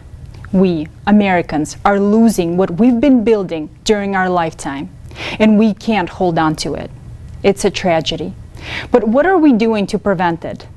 Nothing. Today, as we face the climate, we are at best only fixing its impact. Have you seen the graphs? Disasters will only keep escalating, and more people will die. And what are we doing? We're just watching, listening to the news and thinking with relief, this didn't happen to me. Isn't that so? But the truth is, by the time we see the tragedy outside of our window, it will be too late to make things right. Tell me, how will you and I be able to make things right when our Earth will turn into Mars? That won't be possible because there will no longer be people left to make it happen. But is it the fate of Mars that attracts us? Is a red, lifeless Earth our dream? No. Every person wants to live, and so the most important thing for Americans to do now is to survive, to stay alive. But we can only survive if we unite. America is a great country, but where does the essence of greatness of America lie? Is it in the territories, in the soil, or in those who are controlling it? No. America's greatness is in its people, in us, Americans. If there are no Americans on American soil, will there still be an America? Ask yourself this question. And we are heading towards the point where soon there will be no America and no Americans left. Is America's greatness in the nothingness? America means Americans first and foremost. But a true American is the one who always stands up, not only for himself, but for the whole world. The one who seeks to save the whole world. So after all of these facts, any reasonable person would ask, what should I do? And we know what to do. We need to build the creative society. Our only chance of survival is to build the creative society, not just in America, but all over the world. After all, it is impossible to save a particular individual country when the whole world is collapsing. We Americans must set an example to the world and unite, forgetting all strife. Gone are the times of strife, conflicts, wars, personal gain and clan ambitions, and all the other things like that. These times are over. Yes, things are still progressing by inertia, but at this rate soon there will be no one left. So in order for us to save our lives, we will need to change. All people need to start living with a clean slate, to forget, forgive, and never again remember all the things that have divided us, all the things that have hindered us. We have explored many options, and nothing but the creative society can save us. Any other path leads us to certain death. Only in the creative society can we bring together the scientific potential and find an escape from the climate threat. The creative society is the best possible solution for people.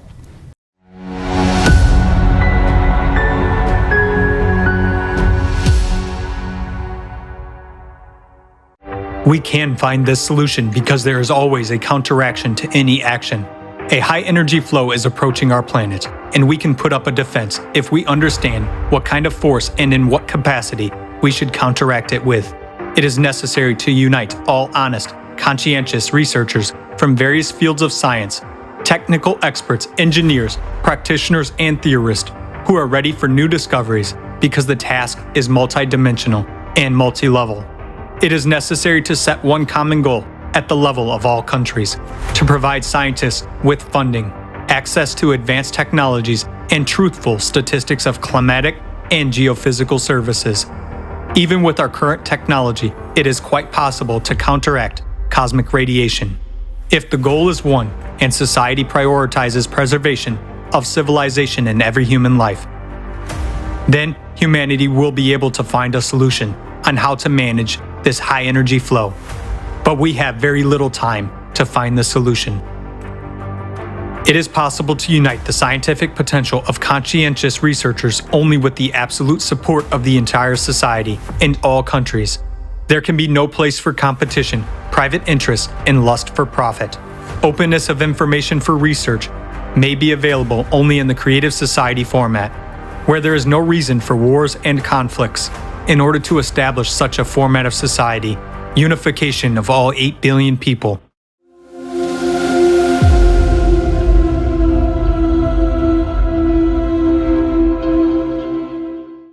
Thank you, Olga and Tali. Today, we heard the real picture of true causes of climate change on our planet. This information is publicly available on our platform, creativesociety.com. You can analyze and study it in depth for yourself. Today, we touch only a little bit on the causes of climate change. We do have a more detailed report on the dynamic of climate disaster and the rate at which they are escalating and progressing. And on November 12th, we will be ready to present it to you. We invite you to the Open International Online Forum, Global Crisis, Our Survival is in Unity.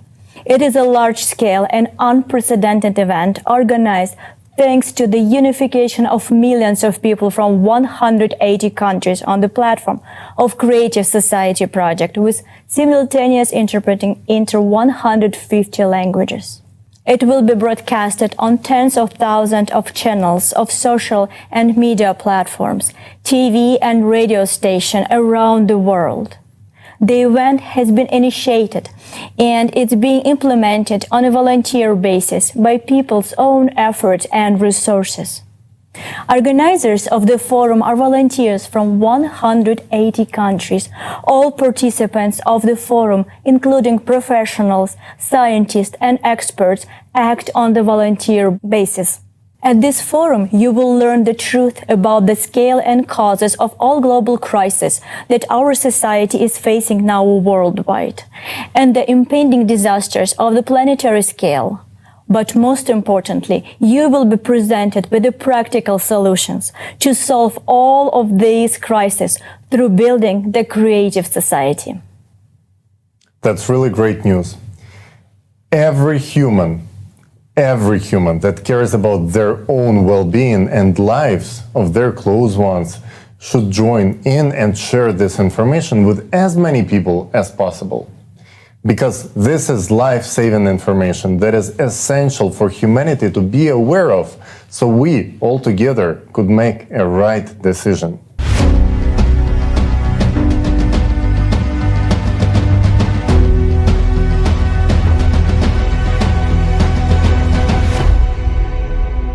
We see how serious the climate situation is.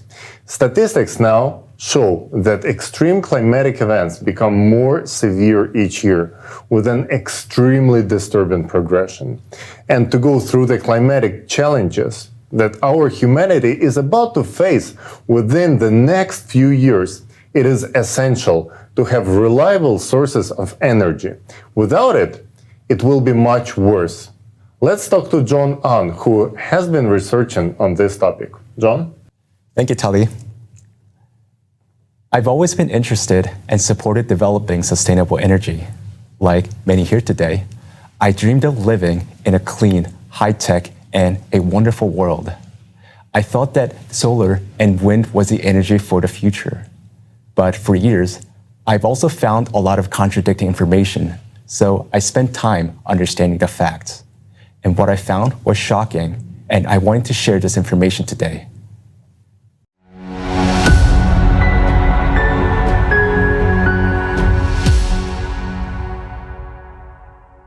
Today, everyone is concerned about climate change. Big climate conferences are being held where leaders of countries, scientists, and representatives of corporations are looking for solutions together. It seems that the problem is about to be permanently solved. We will all tighten our belts and switch to renewable sources.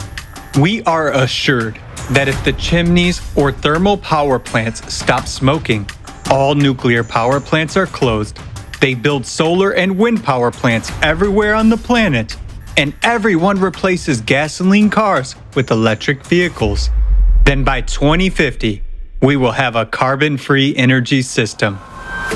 This will supposedly save the world and preserve the environment, and everyone will be happy. Therefore, it is suggested that all the best minds and resources of humanity are directed to the development of green technologies. But what are we missing? Will it really save us? With all this, aren't we losing the most valuable things? Time and opportunities. So let us figure it out together, step by step. Today, renewable sources make up about 21% of total energy in the United States. Land footprint of energy systems displaces natural ecosystems, leads to land degradation, and creates trade-off for food production. The so-called green energy requires at least 50 times more land than the conventional power sources to generate the same amount of energy.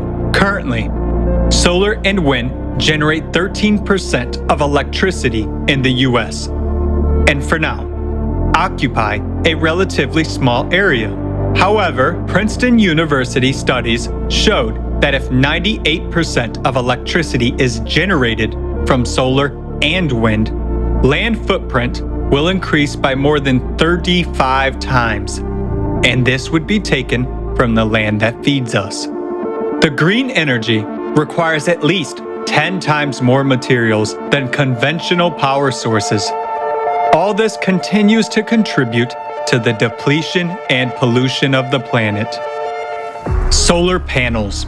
In the year 2021, a new solar project was installed about every 60 seconds. Manufacturers project the service life of these panels to be 20 to 25 years. But recent studies have shown that the performance of solar panels is much lower than declared. Moreover, their efficiency degrades every year. As a result, they have to be replaced much earlier, therefore, creating more waste than originally expected. Currently, there are no disposal regulations for solar panels in the United States. Most of the solar panel wastes are either exported to third world countries or sent to landfills because it is 10 times cheaper to dispose than to recycle.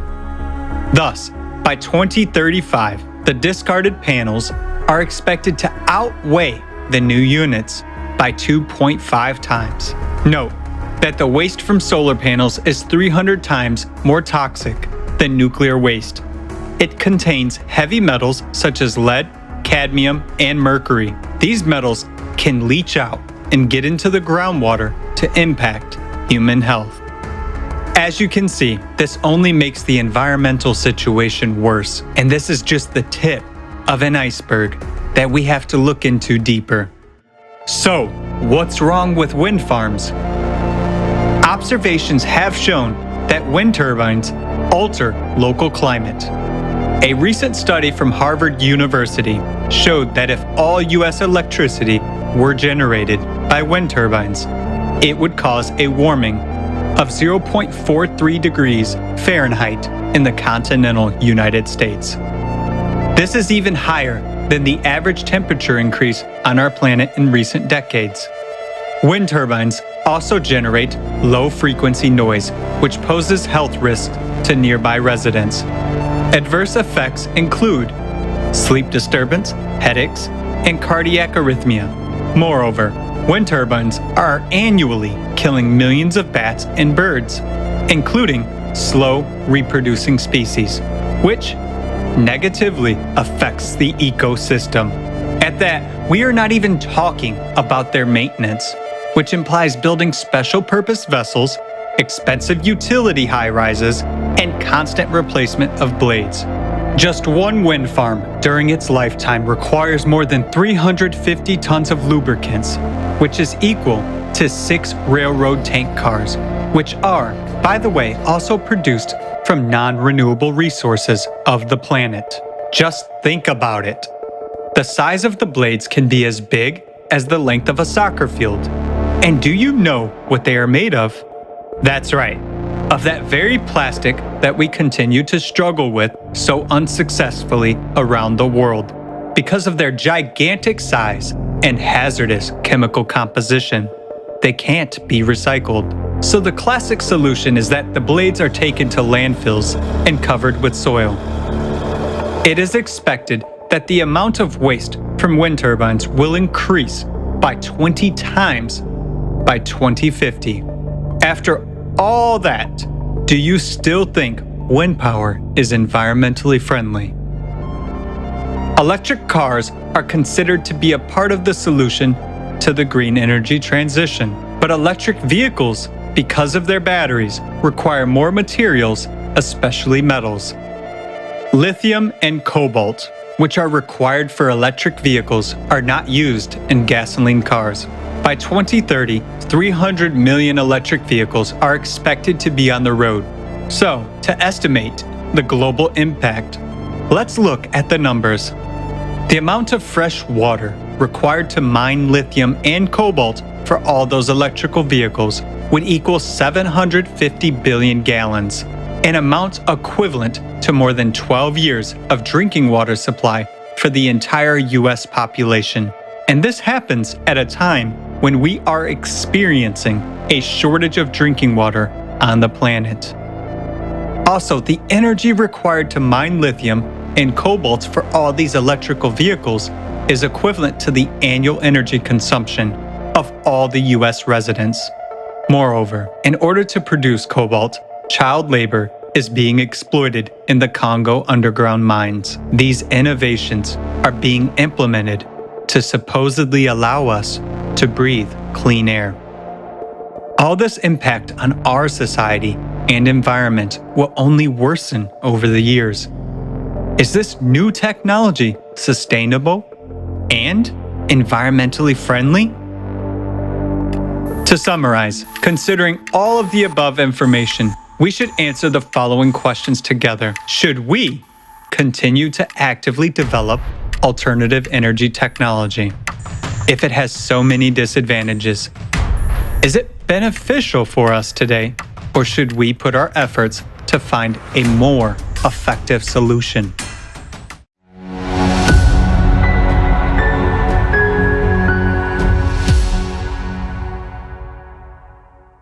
We just saw that the so-called green energy destroys the environment immensely. Is that we just don't see what is done behind the scenes. Green energy is not clean or sustainable. Another belief that has been widely promoted is that green energy is cheaper than the traditional sources. Let's look at the official data.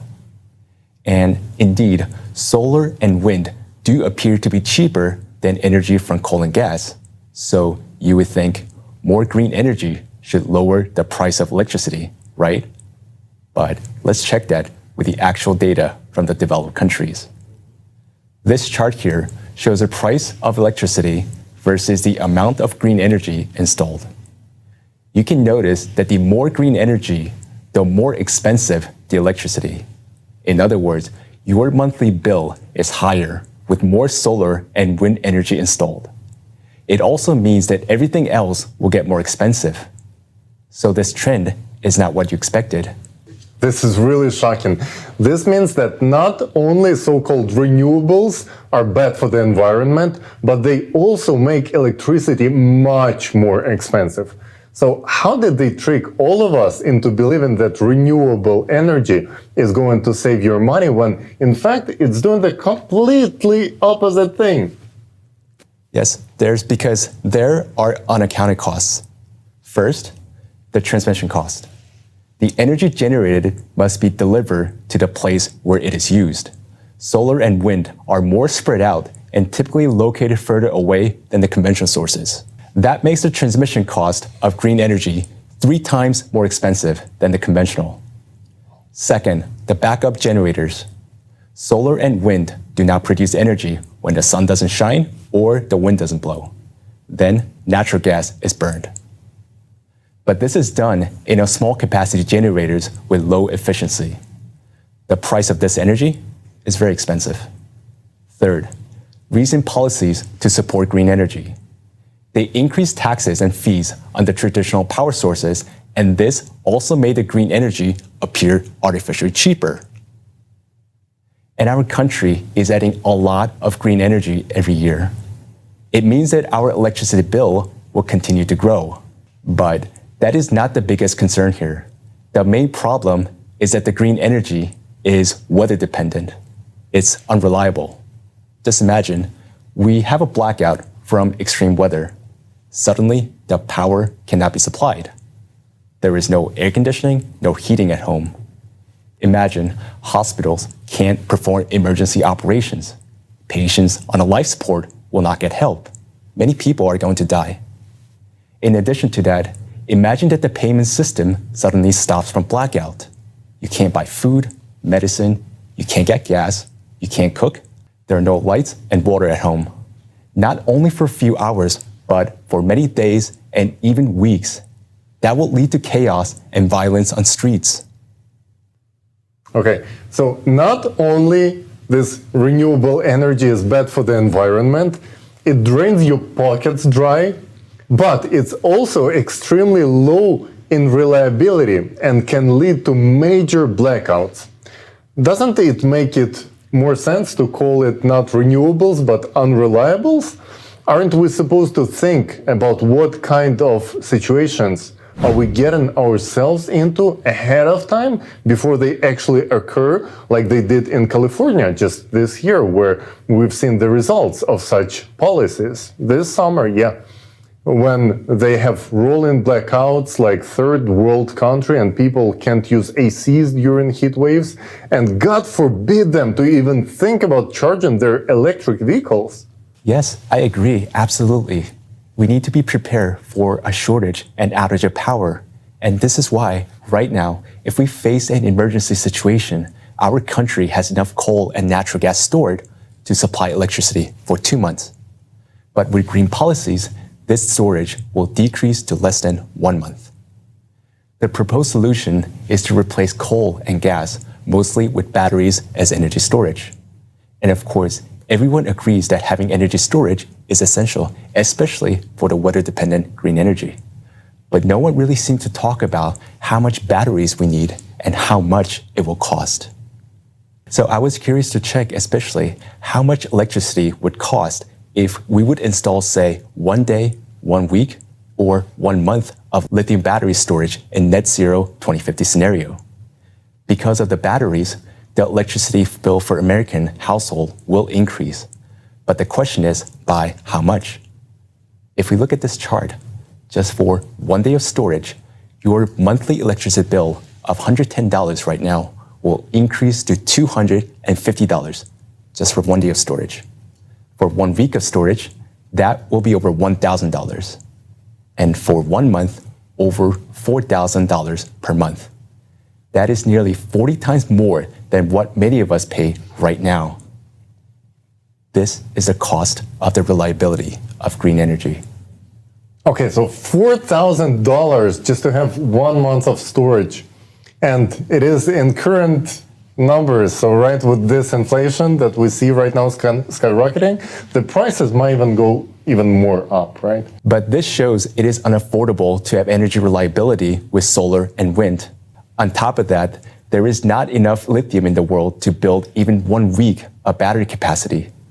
So reliable green energy is not even achievable. We are really shooting ourselves in both legs by killing our reliable sources of cheap energy for an unachievable fantasy. Unreliables are clearly a threat to society. So who benefits from promoting it? It's clear that for some people, fighting CO2 is a business. Going green actually doesn't help the climate. The climate will change whether we go green or not, because a problem stems from changes occurring in the Earth's core. The important thing now is not to point fingers, but to find a common solution, a more rational and sustainable source of energy. Killing existing sources of traditional energy is senseless and anti-humane. The existing energy system has been providing us with cheap and reliable energy, and we need to preserve what we have. And investing in our reliable solar panels and wind turbine is complete nonsense. But science, it keeps evolving, and we did not reach a dead end. There are already better solutions. This solution is called fuel-free generators, and there are already companies that are manufacturing them. These generators, with just small input of energy, can produce much more energy for more than 20 years. This is a solution that can solve problems of sustainability, cost, and reliability. Now, let us watch a short video about fuel-free generators.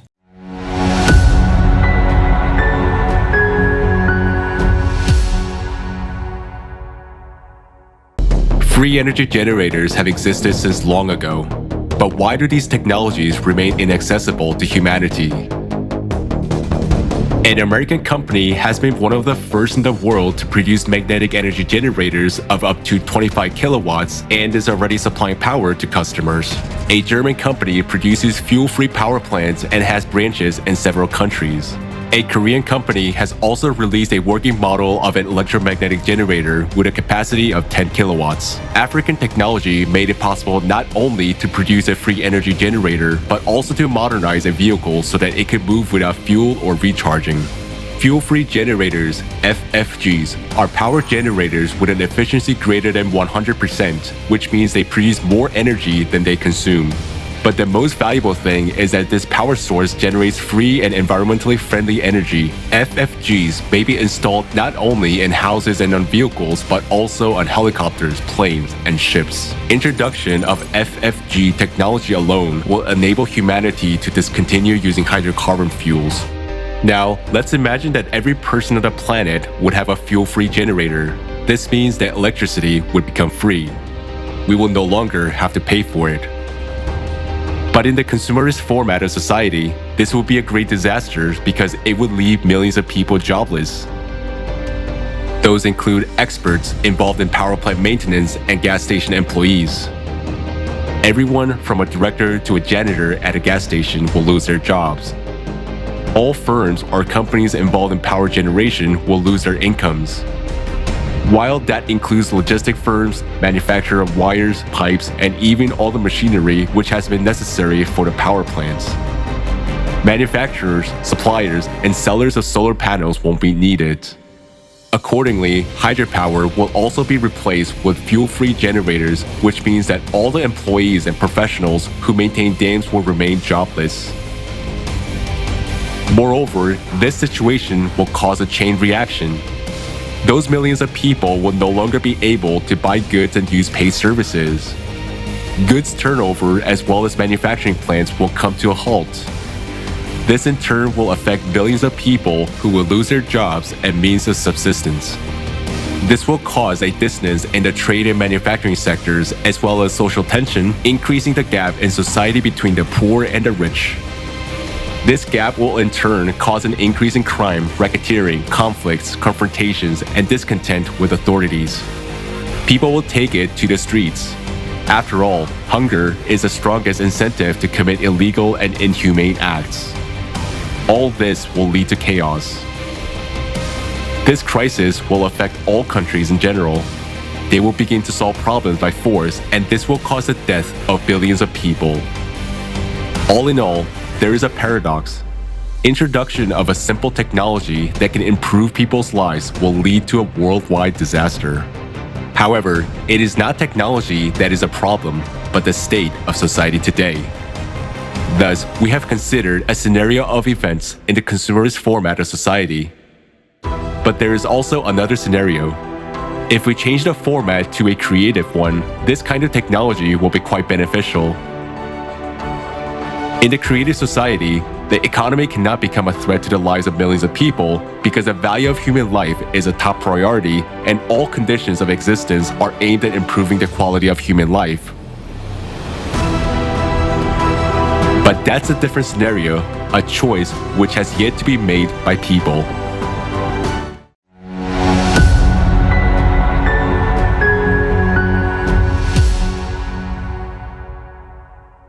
Just imagine the possibilities that this will open before the humankind. Energy-demanding processes will no longer be an issue. Plastic recycling for a clean environment, growing foods indoors using desalination of water to provide enough food and fresh water for everyone. It will be a paradigm shift. And this is only in our power to make this energy available for everyone. And this is only the beginning.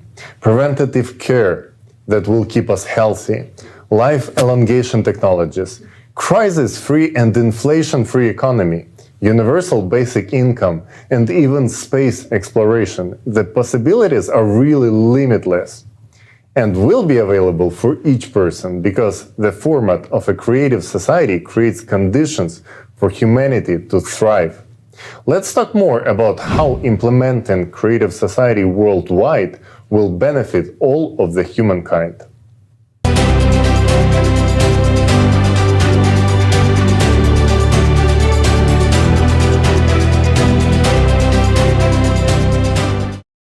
We can see that in today's format, it's impossible to solve the problems that concern all people. The proposed solutions we hear today are not working. Today, we showed the real facts of the true causes of climate change, talked about the economic crisis, mass shootings, green energy, and the scam of CO2. The only way to improve the lives of American people, of all people, is to build the creative society. We have a solution. Today, we need to use it. The creative society is a format where life, freedom, safety, and well-being of each individual are of the highest value, not on paper, but in practice. Society where power of one person over another is absent. People themselves make decisions on key issues together without shifting responsibility to a small group of individuals. Creative society will provide a world without wars, poverty, crime, and violence. Such a society is beneficial to everyone. We will try to answer all the questions you might have about the creative society today. If there's something that is not clear to you, don't hesitate to visit the official website, creativesociety.com, or send us an email at info@creativesociety.com. Let's take a look at social surveys to see what American people really want and what is the American dream to them.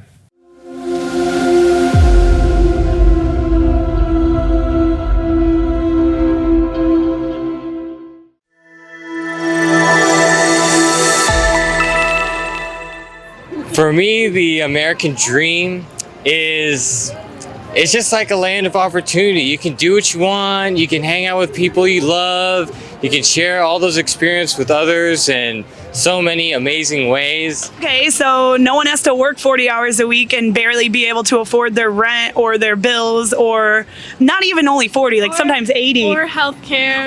Yeah, everyone will have healthcare. No one being judging each other by the color of their skin or anything. Yeah, I mean, I think the society of my dreams is where people just treat each other fairly, treat each other like equals. I want to see an America that is colorblind, that everything from one end of the spectrum, jet black to snow white, living together, working together, playing together, raising kids together. Be comfortable, be myself, and people around me can feel like to be themselves and can live comfortably. And we need to work together to try to create an environment where everybody is accepted. It doesn't matter if you're rich, poor, white, black, Asian, anything. Everybody needs to be accepted as one. We all bleed the same. Equal access to education, to healthcare, housing for everyone, basic needs being met.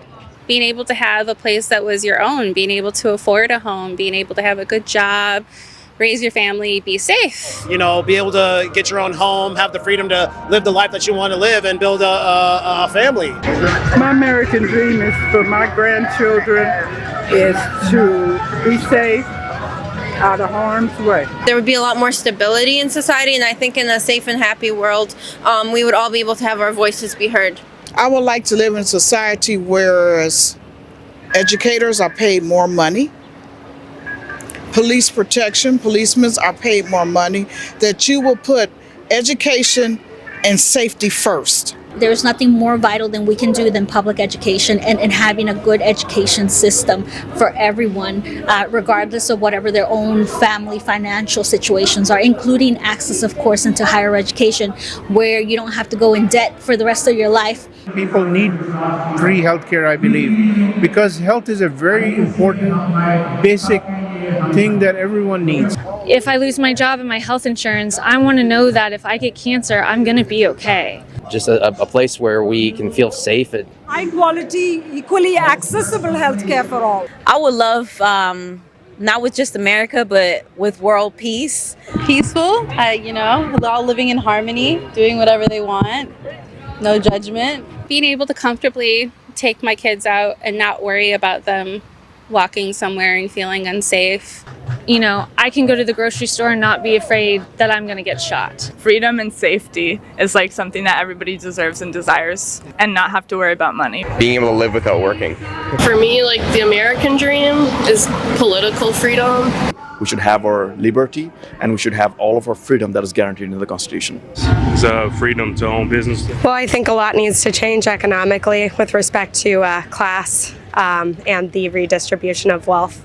Our tax system, the way our government operates. To be rich, make money. Well, I would say just time freedom, financial freedom, because everything that is revolved around money.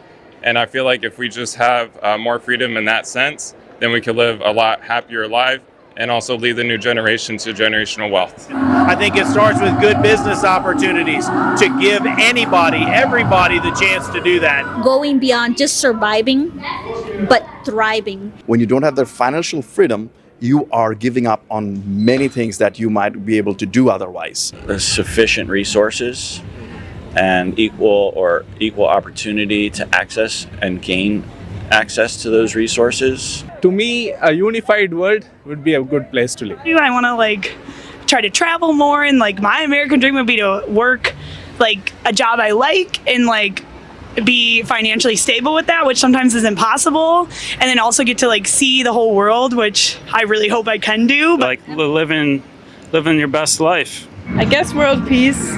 Just more love for the community, more bonding between neighbors. Have the world run by people with some heart and soul. Is being able to live up to your full God-given potential. The American dream is everyone getting together, working together, and just making each other happier and healthier as one person. We're all one community. I would really like to see, hopefully there will be a change or maybe a restart on this world, and United States included, to revamp and revise a whole new beautiful beginning. I would like to live in a society where there's no envy, where people support each other, where there's always a lot of love and mutual help. And above all, I'd like to live in a peaceful world, one where everything is done from your heart. It comes from your heart. Unity is a strength. Together we will go far. I mean, those are slogans, but we need some initiative by conglomerating with the different groups where we can come on one platform and everybody can do their part. Somebody is specialized in something, somebody is specialized in something. So if those all hands come together, I think that's the only way. It will take time, but somebody has to take that step. And we can get a better society.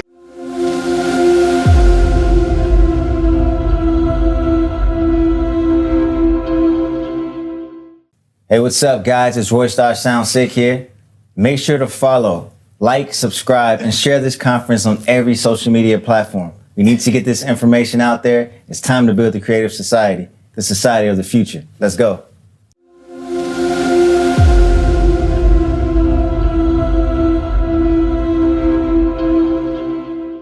Wow. I can definitely see myself wanting the same thing, freedom and equality. I would like to have enough time to work on things that I like and be sure that my kids have their needs covered. All people need to have financial freedom. Me too. I would love to live in a safe country, knowing that my kid is safe and is growing up in a violence-free world, in a peaceful society. Definitely a peaceful society in which my children are guaranteed to have a great education so they could fulfill their potential to the maximum and contribute to society. Let's make the world a better place. Yes, and for me, healthcare is very, very important, and I would like to see our society being healthy, where all of us are taken care of, the world where all the diseases and sicknesses are being cured. And our high-quality healthcare is available to everyone. Well, you can see that we're all not that different after all. In fact, we all really want the same thing. And the essence of it can be described in two simple words: the creative society. Let's take a look at the benefits which we all will receive in the creative society and compare it to the American dream.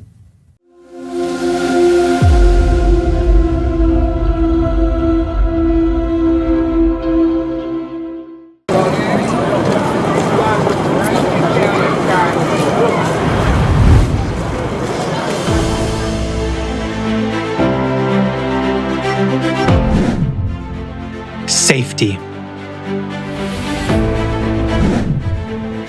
In the creative society, human life is the highest value. This society will be safe for you and your family. The latest technologies will be implemented everywhere to help security services stay ahead of the curve. We will finally have a sense of security. Concepts like crime, missing people, killing of children and adults will no longer exist in America. No longer will you be afraid to let your child go to school or outside. You won't be afraid to walk home late at night, go for a jog, or go to concerts. In the creative society, no crime or offense will go unpunished.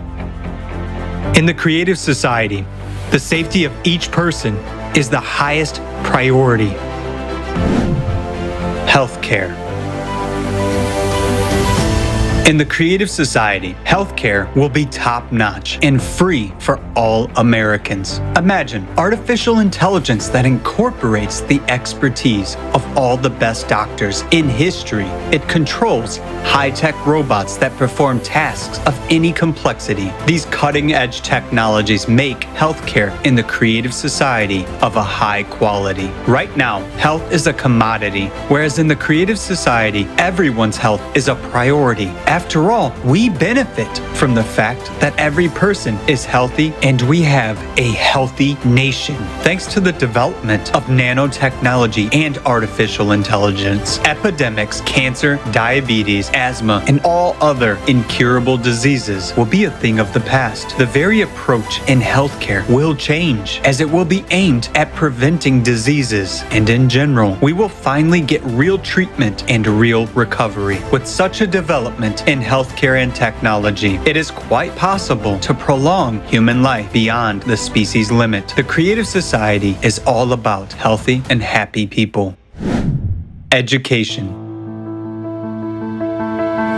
In the Creative Society, education at any level will be free and available to absolutely every person. Thanks to a new approach to education and advanced technology, you will be able to study and learn new skills anytime and anywhere, as well as easily change careers. Education will no longer be a chore. The process will be engaging and exciting. For example, with the help of VR glasses, you will study the human body from inside, traveling among molecules. In the Creative Society, you will be able to study at any university in the world and learn any profession you want. Economy. No inflation. The first thing that will happen in the Creative Society is writing off all debts and loans from private individuals, abolition of real estate taxes and personal property taxes. There will be no loan interest rates.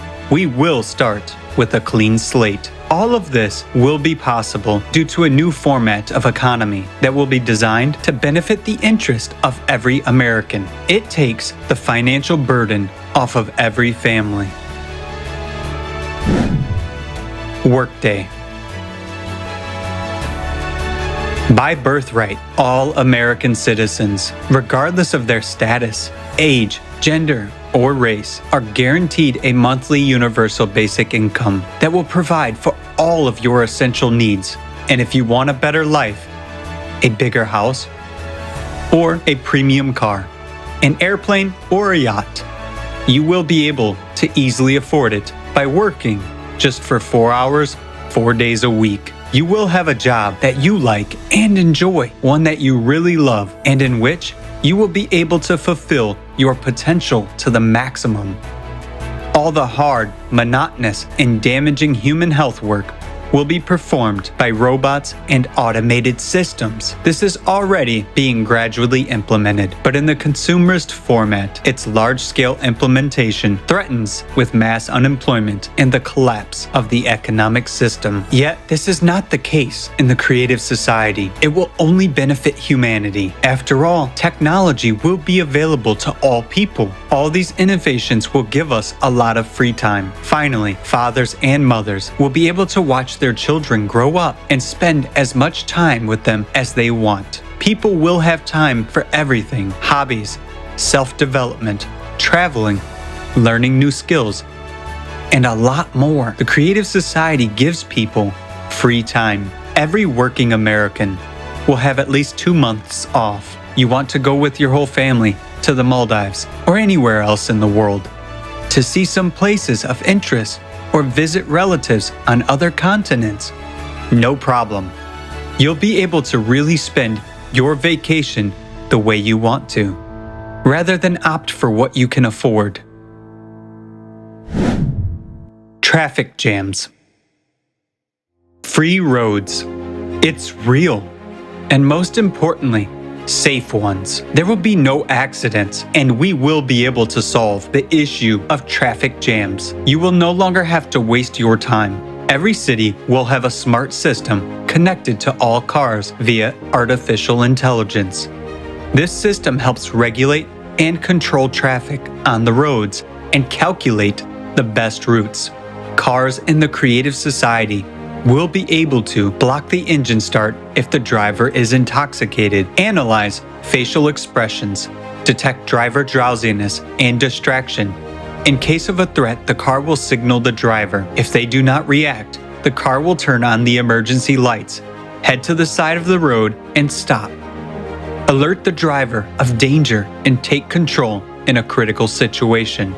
In the Creative Society, Everything is built around the comfort and safety of humans. Housing. The good news is that we can provide every American with free housing. We already have a huge amount of breakthrough technologies. Some of them already allow us to build comfortable housing quickly and efficiently. In the Creative Society, every American will be provided with a minimum of 650 square feet per person, absolutely free by birthright. If you have a family of 4, you are provided with a house of 2,600 square feet. No mortgage, no rent to pay. You won't have to pay utilities or property tax. The house will be equipped with the most advanced technologies available to society, and that means that all household chores such as washing, cleaning, ironing, and cooking will be done by robots only, which will do that quickly and perfectly. Human beings are not slaves. Human beings should live a free and happy life. Equality. In the Creative Society, all people will have equal rights. There will be no racial division. In the Creative Society, you will have rights in actual fact, not on paper. Ecology and food. In the Creative Society, thanks to the unification of scientific potential, we will be able to solve many problems related to ecology and climate. We will finally have clean air and clean water. Food will be healthy, delicious, and of high quality. You won't have to worry that you'll put on weight and that food will negatively affect your health. Sounds unrealistic, right? Many of us achieved our dreams through hard work and sacrificing the time with our families. But now, we can build the world we all dream about without sacrificing anything. It will be the kind of world we want because we are Americans and we can do it. If you are a true patriot of your country, let's build together this society where every American is happy. Let's give all the people of America the American dream. That is true heroism. We must set an example to other countries because we are the future. We must set one goal for all of America. Join the efforts and act on our desires. We were the first to land on the moon, and we will be the first to build the Creative Society.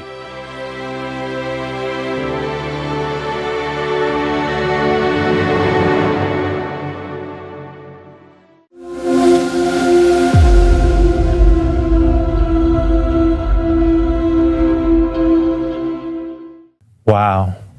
We can clearly see now that the American dream is the Creative Society. This is awesome. People deserve to live in such a world, an exciting world. I'm sure now you have a few questions. Let's go through them. Let's briefly talk about how this project started and about the 8 pillars. This will give you a lot of insight. How did the project start? As an organization, we have been operating for 11 years. And today, it is a large-scale international movement that is represented in more than 180 countries around the world. For 10 years, together with volunteers and experts, we have been conducting extensive analytical work and numerous social studies and surveys around the globe. Millions of people from more than 180 countries have been interviewed, and experts from a wide range of fields have been consulted. In the course of this lengthy research, we came up with a unified, full-fledged working model for which there is no alternative today. And we named this model the Creative Society. But it is not the name that is important, but exactly the essence and the principle of working of this model. This model is described in the 8 pillars of the Creative Society. They represent people's desires. They stand for what all people want. Now, let's take a look at the 8 pillars. The first pillar is the most fundamental principle. It declares that human life is the highest value. The goal of society is to ensure and guarantee the value of each human's life. Do you feel the difference with what we're seeing today? For most people, freedom is very important. Life cannot be fulfilling without freedom. The second pillar guarantees that. It declares that every human is born with the right to be a human being. All people are born free and equal. To put it simply, the third pillar removes the ultimate fear, the fear of tomorrow. Each human is guaranteed free provision of essential life necessities, including food, housing, medical care, education, and complete social security. And of course, everyone wants to feel physically safe. A unified global service will protect everyone from any emergencies and threats. For society to function properly and justly, there cannot be any secrets from its citizens. Therefore, transparency and openness of information for all is essential, including the information about the movement and distribution of public funds. Ideology is what shapes society's values and behavior. The prevailing ideology should bring out the best human qualities in people. The sixth pillar guarantees everyone high quality, free education and harmonious development of their personality. The seventh pillar assures equitable distribution of our planet's natural resources among everyone, regardless of nationality, age, and social status. The concept of power in the creative society is absent. People directly participate in making decisions on key issues. As you can see, these are the core values that are universal to all people, regardless of skin color, nationality, religious, political, or any other affiliations. They are just as universal as the core values that the founding fathers built our great nation on. And we should be the ones to give a new life to these core values. The definition of a true freedom, liberty, and justice. If we implement 8 pillars on a legal level as part of the Constitution, it will guarantee prosperity to each American for many generations to come. This will give practical ability to use our rights. Thank you so much, Roy, for such a great news. We really like that. And right now, dear friends, let's hear about the Creative Society from a respected oncologist from Kentucky. Dear Dr.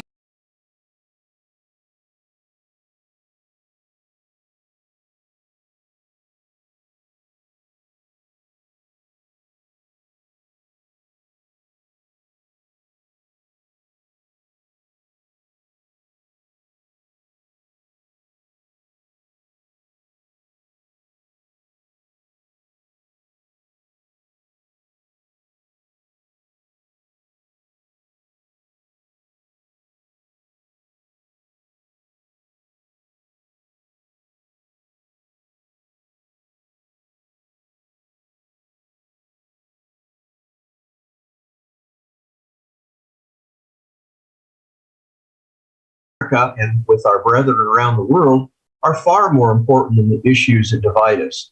You really have to think about those 8 foundations of the creative society, and I do.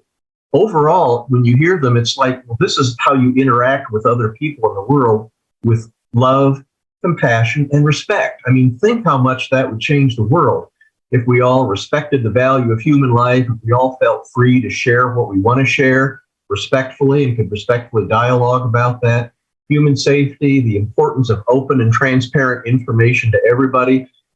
We can always work together as a creative society and go forward together to help do the best we can, aware of that which binds us, which is far more important and far broad, and yet deal truthfully and honestly with those issues that divide us.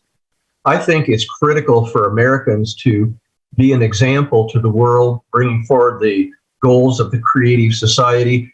If we as Americans can understand lovingly and compassionately that which unites us is far more important than that which divides us. I mean, we're the United States of America, not the divided states of America. I think if we go back to that foundation and work together and serve as a model for the rest of the world, I hope we can accomplish that. I think that would inspire other people around the world to think, hey, if Americans can do that as bitterly divisive and divided as they have been and come back together and respectfully and compassionately listen to each other and share, I think that would be amazing. That would be fantastic. And that would make me even prouder than ever to be an American. I think Americans and every society, every person on this planet deserves a creative society. Thank you so much, Dr. Long. We all feel this need in changing the format. We clearly understand that in the current format, we will not be able to find a real solution to the existing climate crisis. And now we would like to invite you to watch a short excerpt from the program with esteemed Igor Mikhailovich Danilov, Creative Society Questions and Answers. You can watch the full program on the Creative Society YouTube channel.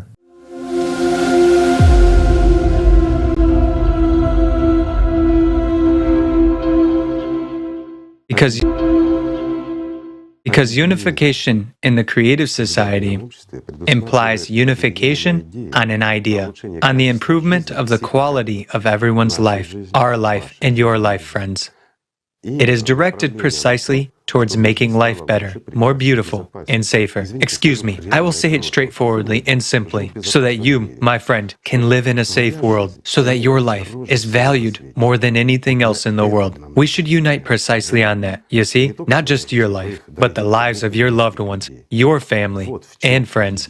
That's what unification is all about. To build a world where no one ever feels hungry, simply so that everyone has enough water, food, and clothing. The creative society unites the whole world.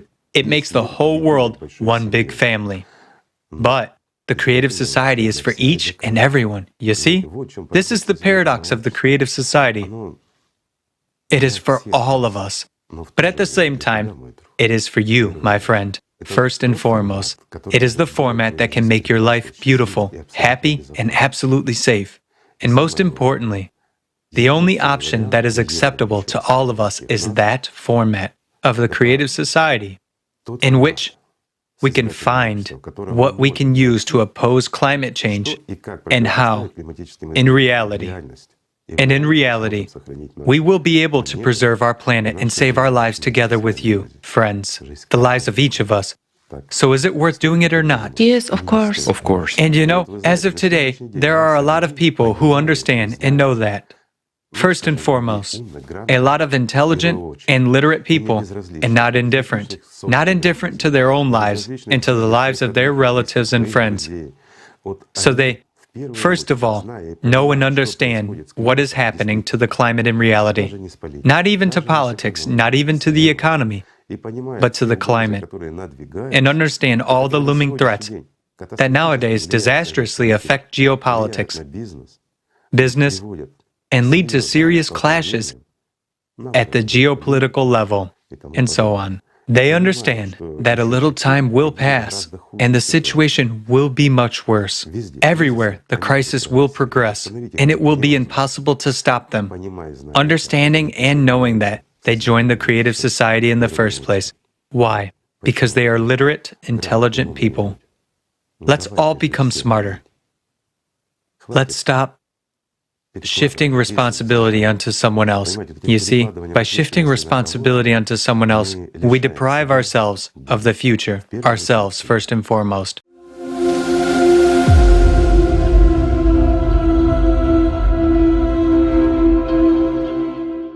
Isn't it amazing to know that there's a way out? That there's an answer to all our hopes and our aspirations? Everything we ever wanted our society to be is achievable, and all that it takes from us is to make a few simple steps. You might be asking, what specifically do I need to do? How can we make the creative society our reality? All the legal and economic and social mechanisms for a peaceful democratic transition are already in place today, especially in the United States. We just need to use them appropriately. Let's start at the beginning. We need to form a public opinion to support the creative format. There has to be a popular demand for it. And popular demand leads to electoral requests. And the electoral request moves the politicians. Let's watch an informational video for more details.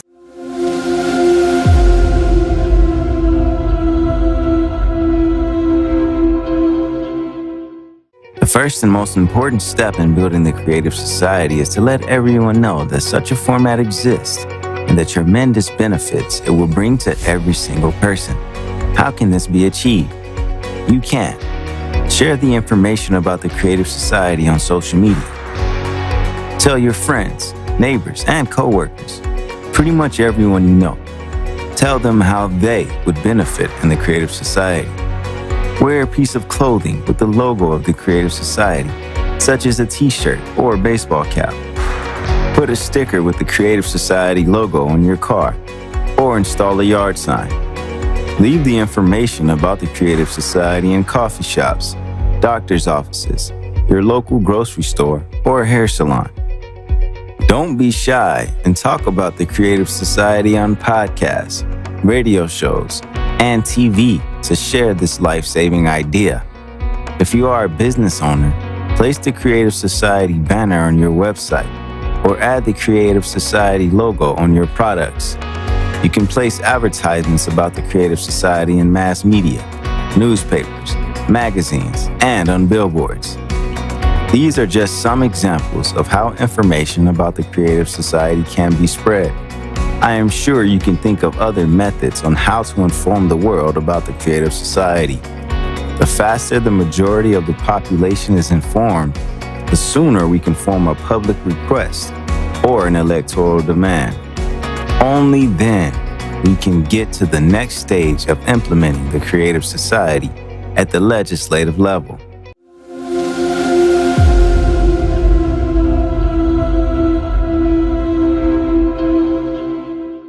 Okay, so now let's move on to the next question that people might have. So what's next? I have told everyone I know. Now what? What do I do? Now let's take a look at the steps of how to make the American dream our reality. How do we implement the Creative Society? Please.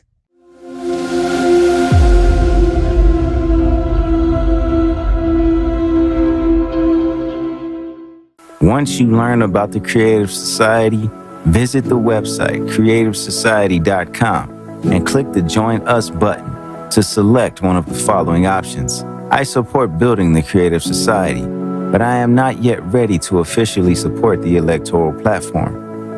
I support building the Creative Society, and I am ready to officially support the electoral platform. I support building the Creative Society, and I am ready to take an active part in this process, as well as to officially support the electoral platform.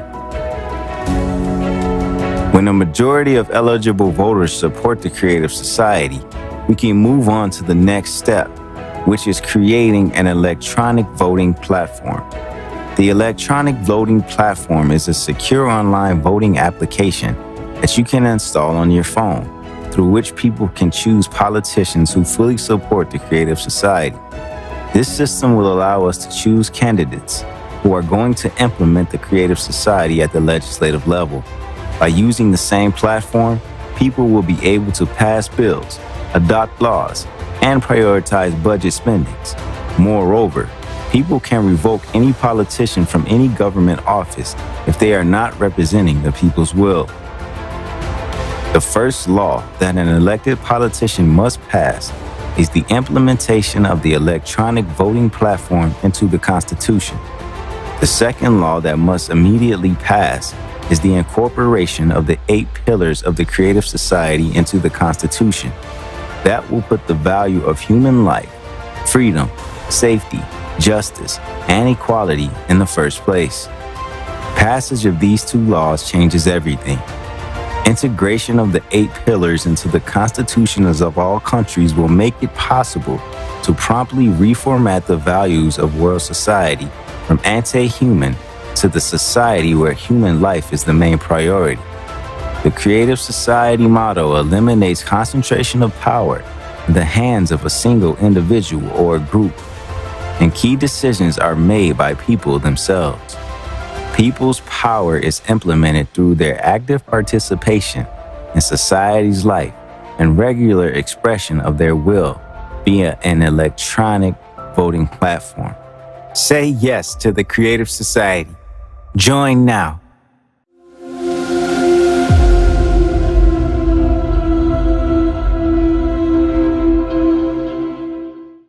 Our friends had a chance to speak with the experts. Let's hear from Professor of Political Science at Shippensburg University, author and political commentator. She will explain to us how amendments to the Constitution can be passed. The pillars of the Creative Society are so idealistic and wonderful and are built upon mankind's best virtues. And I think in an ideal society, in a creative society, the best of us would encompass all of these. We would be creative. We would have justice and equality for all.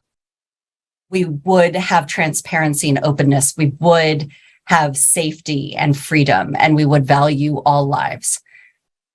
And I think that in America, our freedoms sometimes bump up against the freedoms of somebody else. That is another human quality, which, avarice and greed and jealousy, those qualities are not the ones of angels. And knowing this, our founding fathers, the framers of the Constitution, the biggest thinkers of the time, knew that men were not angels. And our Constitution is written specifically understanding that. So the legal process of a constitutional amendment is actually very straightforward, which is that an amendment has to be proposed by 2/3 vote of both the House and the Senate. And then 3/4 of the state legislatures have to pass it as well. So put another way, 67 senators would have to agree to it. And I think it's 435. I think it's like 308 or something like that. I think it's that. Of the House would need to agree to it as well. But let's just say that we could aim for that and that it's possible. Then it would have to be 2/3 of the states as well. There are 50 states. And, so math is not my strong point, but it would have to be 34 states. Okay. If that, again, if that's what your goal is, then that's the process. And it's an uphill battle because the Constitution has been amended a total since 1789 when it was ratified, a total of 27 times. The first 10 we got for free in the Bill of Rights. 2 times were about alcohol, prohibition, which took away Americans' right to drink. And then the repeal of prohibition, which said that was a terrible idea. Everybody gets to drink again. And so that means that in total, 15 times since 1789, we have amended the Constitution. If we've been able to add 27 amendments to the Constitution, why can't we add another one for the benefit of all Americans? Yes. And if we unite all our potential and remember that we are American, nothing will stop us on our way to glory. And this will be the best and biggest legacy we can leave to our children and generations to come. Creative society is the most peaceful and the most appropriate society format in the entire history of humankind. Only in the creative society can we cope with climate threats and the crisis of the entire humanity. The best investment in your future is an investment in the Creative Society. Every active volunteer of the Creative Society, those who are implementing the hardest and most difficult part, that of informing all people, deserve to receive a Peace Prize from the Creative Society. Every participant of the Creative Society deserves to be recognized and remembered in the future by grateful descendants. In a transition to a Creative Society, everyone who devotes time and effort will be rewarded. Let's discuss and bring understanding to this. An award should be structured in such a way that it reflects the efforts of people who inform about the Creative Society. The Volunteer Peace Prize can be broken down into 5 categories. First, those volunteers who currently inform a few people. Those are people who put stickers, "I support the Creative Society," on their cars, who talk to their colleagues, friends, acquaintances everywhere, who work with just a few people will receive $1 million. Second, those people who inform dozens of people, those could be cafe owners, bloggers, those who travel, explain, talk, who are not shy to talk in buses or somewhere else and massively inform dozens of people, they get $2 million. Third, those who inform hundreds of people get $3 million. Fourth, those who have the opportunity to communicate with people and notify thousands of people get $4 million. Fifth, those who are able to inform millions of people, bloggers with multi-million followers, people who speak on huge platforms, who participate in conferences, singers who create concerts watched by millions of people, they will get $5 million. We must all recognize that such incentives will only be given away in a creative society, not now. Awards are determined based on how much personal responsibility a person assumes when making information about the Creative Society available to others. A new history will begin with the names of the volunteers who contributed their hearts and souls to the Creative Society. Building a Creative Society is true heroism. It is saving the lives of billions. It's saving all of humanity. Therefore, we should not only thank such people financially, but also write their names in our history. After all, they really deserve to have their names immortalized. There will be a monumental building raised in honor of those heroes. The building will have 6 floors. Each person's name, each volunteer who informed millions and thousands will be on the first floor. Furthermore, there will be the same gradation from 1 to 5 million Peace Prize recipients. Our 5th floor will be dedicated to the real philanthropists, those who supported the informational stage and made Creative Society possible. On top of the building will be tributes and portraits of those politicians who were so courageous and the first to declare their support for the Creative Society. In addition to helping us create voter demand for a Creative Society, these politicians will remain in the public memory for generations. A Creative Society logo will be affixed at the top of the monument. For the first time, a human civilization, the Creative Society, can be born. And we Americans can be the first to build a Creative Society for us and all of humanity.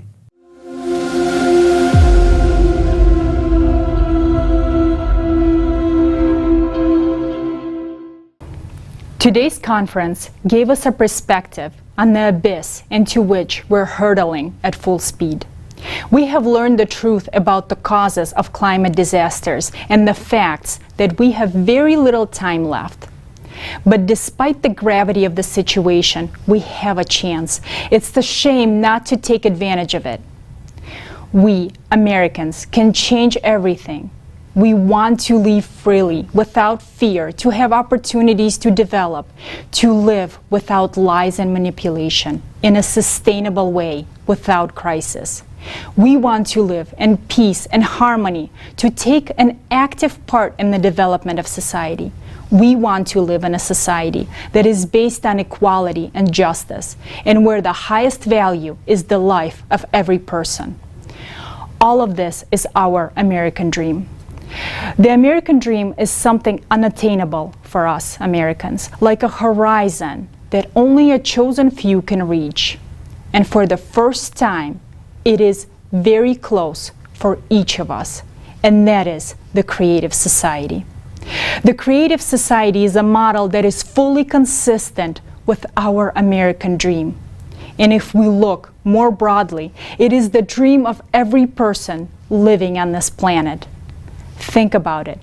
While we have the opportunity to live in a beautiful creative society, we still continue to maintain this deadly consumerist format. This is simply absurd. The only people who do not support the creative society are those who do not yet understand what it is. Some people think that the creative society is a revolution. No. The creative society is the refusal of revolutions. There will never be any more revolutions except scientific and technological ones, which should be a continuous and natural development in the creative society. The creative society is the way of evolution. We have always been a leading country and should remain such forever in people's memories. It is with us, Americans, that the building of the creative society must begin. We must be leaders in building the creative society. We must be an example to all of humanity. Americans are the locomotive that had always pulled the whole world towards prosperity. Today, we are faced with the fact that the climate has destroyed all the bridges in our path, and now humankind is doomed. But we can turn our locomotive towards the creative society and save ourselves and the world. Our Hollywood movie heroes have saved the world many times. But now the time has come for real heroes, for the entire human race faces a real threat. Who can do it? No one but us. And that should be our encouragement and our motto. No one but us.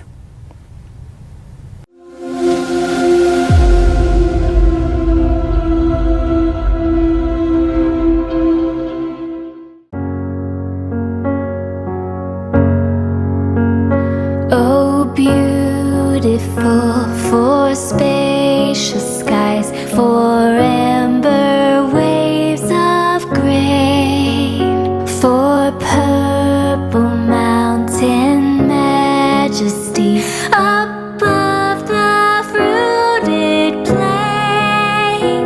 America, America, God shed His grace on thee, and crown thy good with brotherhood from sea to shining sea. Oh, beautiful for what we see is creative society. Our freedom, rain and sparkling shine is in people's unity. America, America, we have our faith in thee. Our nation's dream is to see it rise in creative society.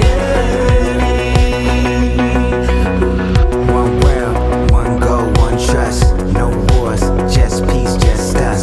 Realize the task we've been given. Essence of democracy, the purpose it was written. America